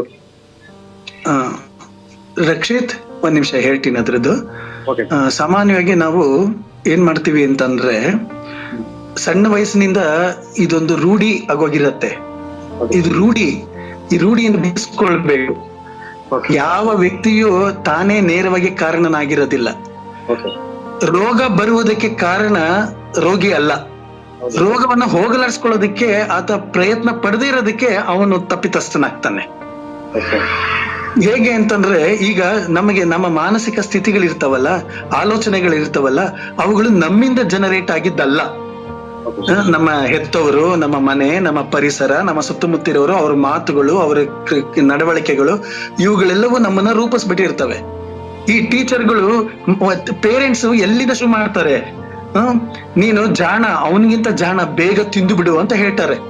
ಒಂದು ಊಟ ಮಾಡಿಸ್ಬೇಕಾದ್ರೆ ಕಾಂಪಿಟೇಷನ್, ಬೇಗ ಬಡಿ, ಬರ್ದ್ಬಿಡು, ಬೇಗ ಬರ್ದ್ಬಿಡು, ನಿನ್ಗೇನೋ ಕೊಡ್ತೀನಿ ಅಂತ ಹೇಳ್ತಾರೆ.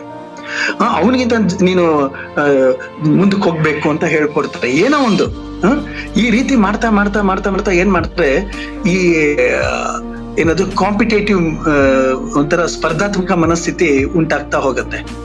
ಸ್ಪರ್ಧಾತ್ಮಕ ಮನಸ್ಥಿತಿ ಯಾವಾಗ ಉಂಟಾಗ್ತದೋ ಅಲ್ಲಿ ತುಲನೆಗಳು ಅಂದ್ರೆ ಕಂಪ್ಯಾರಿಸನ್ಗಳು ಶುರುವಾಗ್ತದೆ. ಸ್ಪರ್ಧೆ ಅನ್ನೋದೇ, ಸ್ಪರ್ಧೆಗೆ ಮೂಲವೇ ಕಂಪ್ಯಾರಿಸನ್ ಮಾಡಬಾರ್ದು ನಮಗೆ ಅಂತ ಅಂತೀವಿ. ಮತ್ತೆ ಕಾಂಪಿಟೇಷನ್ ಬೇಕು ಅಂತ ಹೇಳ್ತೀವಿ, ಅದ್ರಲ್ಲಿ ನಾವು ಗೆಲ್ಲಬೇಕು ಅಂತ ಹೇಳ್ತೀವಿ. ಏನಿದು ಅರ್ಥ? ಕಂಪ್ಯಾರಿಸನ್ ಮಾಡೋದ್ರಿಂದಾನೇ ಸ್ಪರ್ಧೆ ನಡೆಯೋದು, ಅದರಿಂದಾನೇ ಗೆಲುವು ಸೋಲು ಅಂತ ಅನ್ನೋದು ಇರೋದು. ಹಾಗಾದ್ರೆ ನಾವು ಮೊದಲನೇದಾಗಿ ಮಾಡ್ಬೇಕಾಗಿರೋದು ಏನಂತಂದ್ರೆ, ಈ ಸ್ಪರ್ಧಾತ್ಮಕ ಮನೋಭಾವದಿಂದ ಹೊರಗಡೆ ಬರಬೇಕಾಗಿದೆ. ಈ ಕಂಪ್ಯಾರಿಸನ್ ನಿಲ್ಲಿಸಬೇಕು. ನಾನು ಗೆಲ್ಲಬೇಕು ಅನ್ನೋದು ನನ್ನ ಬೇರೆಯವ್ರನ್ನ ಸೋಲಿನ ಮೇಲೆ ನನ್ನ ಗೆಲುವಿನ ಆನಂದವನ್ನ ಹೊಂದುವುದಲ್ಲ. ಇವನ್ನೆಲ್ಲನೂ ಗಮನಿಸ್ಕೊಳ್ಬೇಕು ನಾವು. ಎನಿಹೌ, ಅದು ಒನ್ಸ್ ಅಗೇನ್ ನಾವು ನಮ್ಮ ವಿಷಯದಿಂದ ತುಂಬಾ ದೂರಕ್ಕೆ ಹೋಗ್ತಾ ಇದೆ. ಯಾಕೆ ಅಂತಂದ್ರೆ, ಈ ಮಾನಸಿಕವಾದ ಸಮಸ್ಯೆಗಳ ಬಗ್ಗೆ ಮಾತಾಡೋದಕ್ಕೆ ಹೋದಾಗ ಮಧು ಅವ್ರು ಹೇಳ್ದಂಗೆ, ರಕ್ಷಿತ್ ಹೇಳ್ದಂಗೆ, ಇದೆಲ್ಲ ಏನಾಗತ್ತೆ ಅಂತಂದ್ರೆ, ಫಿಲಾಸಫೈಸ್ ಮಾಡ್ತೀನಿ, ಫಿಲಾಸಫಿಕಲ್ ಆಗಿ ನೋಡಕ್ಕೆ ಶುರು ಮಾಡ್ತೀವಿ, ಮತ್ತೆ ನೈತಿಕವಾಗಿರೋದನ್ನ ತರೋದಕ್ಕೆ ಶುರು ಮಾಡ್ತೀವಿ. ಈ ಕೆಲಸನ ಇಂಡೈರೆಕ್ಟ್ ಕೌನ್ಸಿಲಿಂಗ್ ಅಲ್ಲಿ ಮಾಡ್ತಾ ಇದ್ರು ಮುಂಚೆ. ಈ ರಾಮಾಯಣ, ಮಹಾಭಾರತ ಈ ತರದನ್ನೆಲ್ಲ ಪ್ರವಚನ ಮಾಡುವವರು ದಾಯಾದಿಗಳು ಜಗಳ ಆಡ್ಕೊಂಡ್ರೆ ಏನಾಗತ್ತೆ, ಮನಸ್ಸಿಗೆ ಅಬ್ಬು ಆಯ್ತು, ಆ ಹುಡುಗಿ ಪ್ರೀತಿಸದೇ ಇರೋದು ಇವನ ಮನಸ್ಸಿಗೆ ಅಬ್ಬು ಆಯ್ತು, ಅದಕ್ಕೆ ಅವಳಿಗೆ ಅರ್ಥ ಮಾಡಕ್ ಹೋಗ್ತಾ ಇದ್ದಾನೆ. ಈ ಎಚ್ಚರಿಕೆ ನಮಗಿರಬೇಕು. ಇದು ಬಹಳ ಸೀರಿಯಸ್ ಆಗಿರೋ ವಿಷಯಗಳು. ಸಮಾಜ ಅವತ್ತು ಜಯತೀರ್ಥ ಹೇಳ್ದಂಗೆ, ನಾವು ಜೈಲುಗಳನ್ನ ತುಂಬಾ ಗಟ್ಟಿಮುಟ್ಟಾಗಿ ಕಟ್ಟಕ್ ಹೋಗ್ತಾ ಇದೀವಿ, ಶಾಲೆಯನ್ನ ಚೆನ್ನಾಗಿ ಕಟ್ಟಕ್ಕೆ ನಮ್ಗೆ ಬಂದಿಲ್ಲ. ನಾವು ಇವತ್ತಿನ ದಿನ ಮಕ್ಕಳನ್ನ ಸರಿಯಾಗಿ ಬೆಳೆಸಿದ್ರೆ ನಾಳೆ ದಿನ ಅಪರಾಧಿಗಳನ್ನ ನೋಡೋದಿಲ್ಲ. ಬಹಳ ಇಂಪಾರ್ಟೆಂಟ್. ನಾನು ಒಂದು ಮಾತು ಹೇಳಿ ಕನ್ಕ್ಲೂಡ್ ಮಾಡ್ತೇನೆ. ಇನ್ಯಾರು ಮಾತಾಡೋರು ಇತ್ತು ಅಂತಂದ್ರೆ ಅವರ ಇದನ್ನ ಹೇಳೋದಾಗಿತ್ತು ಅಂದ್ರೆ ಹೇಳಿ ಮುಗಿಸ್ಲಿ. DVG ಅವರು ಈ ಒಂದು ಯಾವ್ದು ಪೋಸ್ಟ್ ಟ್ರಾಮ್ಯಾಟಿಕ್ ಸ್ಟ್ರೆಸ್ ಡಿಸಾರ್ಡರ್, ಆಮೇಲೆ ಅಥವಾ ಇದಕ್ಕೆ PPD ಏನದು ಪ್ಯಾರನಾಯ್ಡ್ ಪರ್ಸನಾಲಿಟಿ ಡಿಸಾರ್ಡರ್, ಇದ್ರ ಬಗ್ಗೆ ಒಂದು ತಾತ್ವಿಕವಾಗಿ ಅದು ಸೈಕಾಲಜಿಕಲ್ ಆಗಿದೆ, ಆದ್ರೆ ಅವ್ರು ಬರೆದಿರೋದು ತಾತ್ವಿಕವಾಗಿ, ಆದ್ರೆ ಅದು ವೆರಿ ಮಚ್ ಸೈಕಾಲಜಿಕಲ್. ಏನದು ಕಗ್ಗದ್ದು ಒಂದು ಸಾಲು ಅಂದ್ರೆ, ತರಚು ಗಾಯವ ಕೆರೆದು ಹುಣ್ಣನಾಗಿಪುದು ಕಪಿ, ಕೊರತೆಯೊಂದನು ನೀನು ನೆನೆದು ಕೆರಳಿ, ಧರೆ ಎಲ್ಲವನ್ನು ಶಪಿಸಿ ಮನದಿ ನರಕವ ನಿಲ್ಲಿಸಿ ನರಳುವುದು ಬದುಕೇನೋ ಮಂಕುತಿಮ್ಮ ಅಂತ. ತರಚು ಗಾಯವ ಕೆರೆದು ಹುಣ್ಣನಾಗಿಪುದು ಕಪಿ. ಯಾವುದೋ ಒಂದು ಗಾಯ ಆಯ್ತು, ನಿರಾಸೆ ಆಯ್ತು, ನೋವಾಯ್ತು, ಅದನ್ನೇ ಕೆರ್ಕೊಂಡು ನಮ್ಮ ಮನಸ್ಸು ಅದನ್ನ ಹುಣ್ಣು ಮಾಡ್ಕೊಳ್ಳುತ್ತೆ. ಯಾವುದೋ ಒಂದು ಕೊರತೆನ ನೆನೆಸ್ಕೊಂಡು ಕೆರಳಿ ಉಗ್ರವಾಗಿ, ಜಗತ್ತೇ ಹಿಂಗೆ, ಜನರೇ ಹಿಂಗೆ, ಗಂಡಸರೆಲ್ಲ ಹಿಂಗೆ, ಹೆಂಗಸರೆಲ್ಲ ಹಿಂಗೆ, ಈ ಜಾತಿ ಜನರೇ ಹಿಂಗೆ, ಈ ಧರ್ಮದವರೆಲ್ಲ ಹಿಂಗೆ, ಹೀಗೆಲ್ಲಾ ಮಾಡ್ಕೊಂಡು ಎಲ್ಲವನ್ನ ಶಪಿಸ್ಕೊಂಡು ನಮ್ಮ ಮನಸ್ಸಿನಲ್ಲಿ ನರಕವನ್ನು ನಿಲ್ಲಿಸ್ಕೊಂಡು ನರಳೋದು ಬದುಕೇನಾ? ಇದು ಒಂದು ಬದುಕ ಅಂತ ಹೇಳ್ತಾರೆ. ಇಷ್ಟು ಹೇಳಿ ನನ್ನ ಮಾತನ್ನ ಮುಗಿಸ್ತೀನಿ. ಈಗ ಏನಾರು ಹೇಳೋದಾಗಿತ್ತು ಅಂತಂದ್ರೆ you can just listen to them and you can conclude. Satish, thank you. 5:14 ಆಯ್ತು ಸರ್ ಆಲ್ರೆಡಿ. ಹೌದು. ಸರ್, ಈಗ ನಾವು ದ್ವೇಷ ಸಾಧಿಸುವುದು ಏಕೆ ಎಂಬ ವಿಚಾರದ ಬಗ್ಗೆ ಈ 2 ಗಂಟೆ ಅವಧಿಯಲ್ಲಿ ಡೀಟೇಲ್ ಆಗಿ ಎಲ್ಲ ಆಯಾಮಗಳನ್ನು ಕೂಡಿಸಿ ನೀವು ಮಾತಾಡಿದ್ದೀರಾ ಸರ್. ಐ ಥಿಂಕ್ ಪಾಸಿಬಿಲಿಟಿ ಇರುವಂತ ಎಲ್ಲ ಆಯಾಮಗಳನ್ನು ನೀವು ಟಚ್ ಮಾಡಿದೀರಾ ಅಂತ ಅನ್ಕೊಂತೀನಿ. ಮತ್ತೆ ಐ ಕನ್ಕ್ಲೂಡ್ ನೋಟ್, ರಿವೆಂಜ್ ಅಂತ ಅಂದ್ರೆ we call it as other word seeking justice. ನಮ್ಗೇನೋ ಅನ್ಯಾಯ ಆಗಿದೆ, ಅದಕ್ಕೋಸ್ಕರ ನಾವು ಅದಕ್ಕೊಂದು ರಿವೆಂಜ್ ತೀರಿಸ್ಕೊಂತಿದೀವಿ ಅಂತ ಹೇಳ್ತೀವಿ. ಸೊ ನಿಮ್ಗೆ ಯಾರಿಗಾರು ಜೀವನದಲ್ಲಿ ಅನ್ಯಾಯ ಆಗಿದೆ ಅಂತ ಅಂದ್ರೆ ನೀವು ನಿಜವಾಗ್ಲೂ ತೀರಿಸ್ಕೊಳ್ಳೇಬೇಕು ಅಂತ ಅಂದ್ರೆ the best thing what you can do is forgive the opposite. ಅವ್ರನ್ನ ಕ್ಷಮಿಸ್ಬಿಡಿ. ಕ್ಷಮೆಯಿಂದ ನಿಮ್ಮ ಆತ್ಮಗೌರವ ಖಂಡಿತ. ನಿಜವಾಗ್ಲೂ ನಿಮ್ ದ್ವೇಷ ಅಥವಾ ನಿಮ್ಮ ಪ್ರತಿಕಾರ ಏನಾದ್ರು ತೋರಿಸ್ಲೇಬೇಕು ಅಂದ್ರೆ ಶೋ ಇಟ್ ಅದೇ ಒಂದು ಉತ್ತರ. ಇಷ್ಟು ಹೇಳಿ ಮಾತನ್ನ ಮುಗಿವಿ. ಮತ್ತೆ ನೆಕ್ಸ್ಟ್ ಯಾವ ಮಾತಾಡೋದನ್ನ ಫೇಸ್ಬುಕ್ ಮತ್ತೆ ಎಲ್ಲ ಜಾಲತಾಣದಲ್ಲಿ ಅದನ್ನ ನಾವು ಪ್ರತಿಯೊಂದು ಇದ್ರಲ್ಲೂ ಕೂಡ ಅಡ್ವರ್ಟೈಸ್ ಆಗ್ತೀವಿ. ಅದ್ರ ಮುಖಾಂತರ ನಾವು ಯಾವ್ದ್ರ ಬಗ್ಗೆ ನೆಕ್ಸ್ಟ್ ಮಾತಾಡ್ತೀವಿ ಅಂತ ನಿಮ್ಮೆಲ್ಲರಿಗೂ ತಿಳಿಸ್ತೀವಿ ಅಂತ ಹೇಳೋದಕ್ಕೆ ಇಷ್ಟಪಡ್ತೀನಿ. ಇವತ್ತಿನ ಈ ಒಂದು ಕಾರ್ಯಕ್ರಮದಲ್ಲಿ ಭಾಗವಹಿಸಿದ ಎಲ್ಲರಿಗೂ ಕೂಡ ತುಂಬು ಹೃದಯದ ಧನ್ಯವಾದಗಳು. Thank you so much. Thank you Satish. ಆದ್ರೆ ಇನ್ನು ಯಾರ್ಯಾರ ಕೆಲವರು ಮಾತಾಡ್ಬೇಕು ಅಂತ ಮುಂದೆ ಬರ್ತಾ ಇದ್ದಾರೆ. ಇದು ಸಾರಿ ಫಾರ್ ಟುಡೇ, ಯಾಕೆಂದ್ರೆ ಸೆಷನ್ ಮುಗೀತು. ನಾವು ಏನೋ ಒಂದು ನಿರ್ದಿಷ್ಟವಾದ ಕಾಲ ಮಿತಿಯನ್ನು ಇಟ್ಕೊಂಡಿದ್ವಿ, ಅದನ್ನ ಅನುಸರಿಸೋಣ ಅಂತ ಅಷ್ಟೇ. ಮತ್ತೆ ಸಿಗೋಣ. ಎಲ್ಲರಿಗೂ ನಮಸ್ಕಾರ. ನಿಮಿಷ. ಹಲೋ, ಹೇಳಿ ಮಧು. ಸರ್, ಒಂದೇ ಒಂದು ಚುಟುಕ, ಹಾಸ್ಯ ಚುಟುಕ ಹೇಳಿ ಎಲ್ಲ ನಗ್ನಗ್ತ ಮುಗಿಸೋಣ ನನ್ನ ಉದ್ದೇಶ. ಸರಿ ಸರ್, ಕಿಟಕಿಯಲ್ಲಿ ಇಣುಕಿ ಹುಡುಗಿಯನ್ನ ಕೆಣುಕಿ, ಕಿಟಕಿಯಲ್ಲಿ ಇಣುಕಿ ಹುಡುಗಿಯನ್ನ ಕೆಣುಕಿ, ಯಾರೆಂದು ನೋಡಿದರೆ ಆತ ಪಕ್ಕದ ಮನೆ. ಆಮೇಲೆ ಹೇ ಹುಡುಗಿ, ಜನ್ಮದಲ್ಲಿ ಸಿಗದಿರಬಹುದು ಗಂಡು, ಕಾರಣ ಆಲದ ಮರವೇ ನಾಚುತ್ತೆ ನೇಸುತ್ತಾಳೆ ಗಂಡು ಅಂತ ಹೇಳಿ. ಥ್ಯಾಂಕ್ ಯು ಮಧು. ಇಷ್ಟು ದಿನ ಎದ್ದವರಾಗ್ಬಾರ್ದು, ಸಿಟ್ಟನ್ನ ಗೆದ್ದವರಾಗ್ಬೇಕು ಅಂತ ಹೇಳ್ತಾ ಈ ಸೆಷನ್. Thank you. ನಮಸ್ತೆ.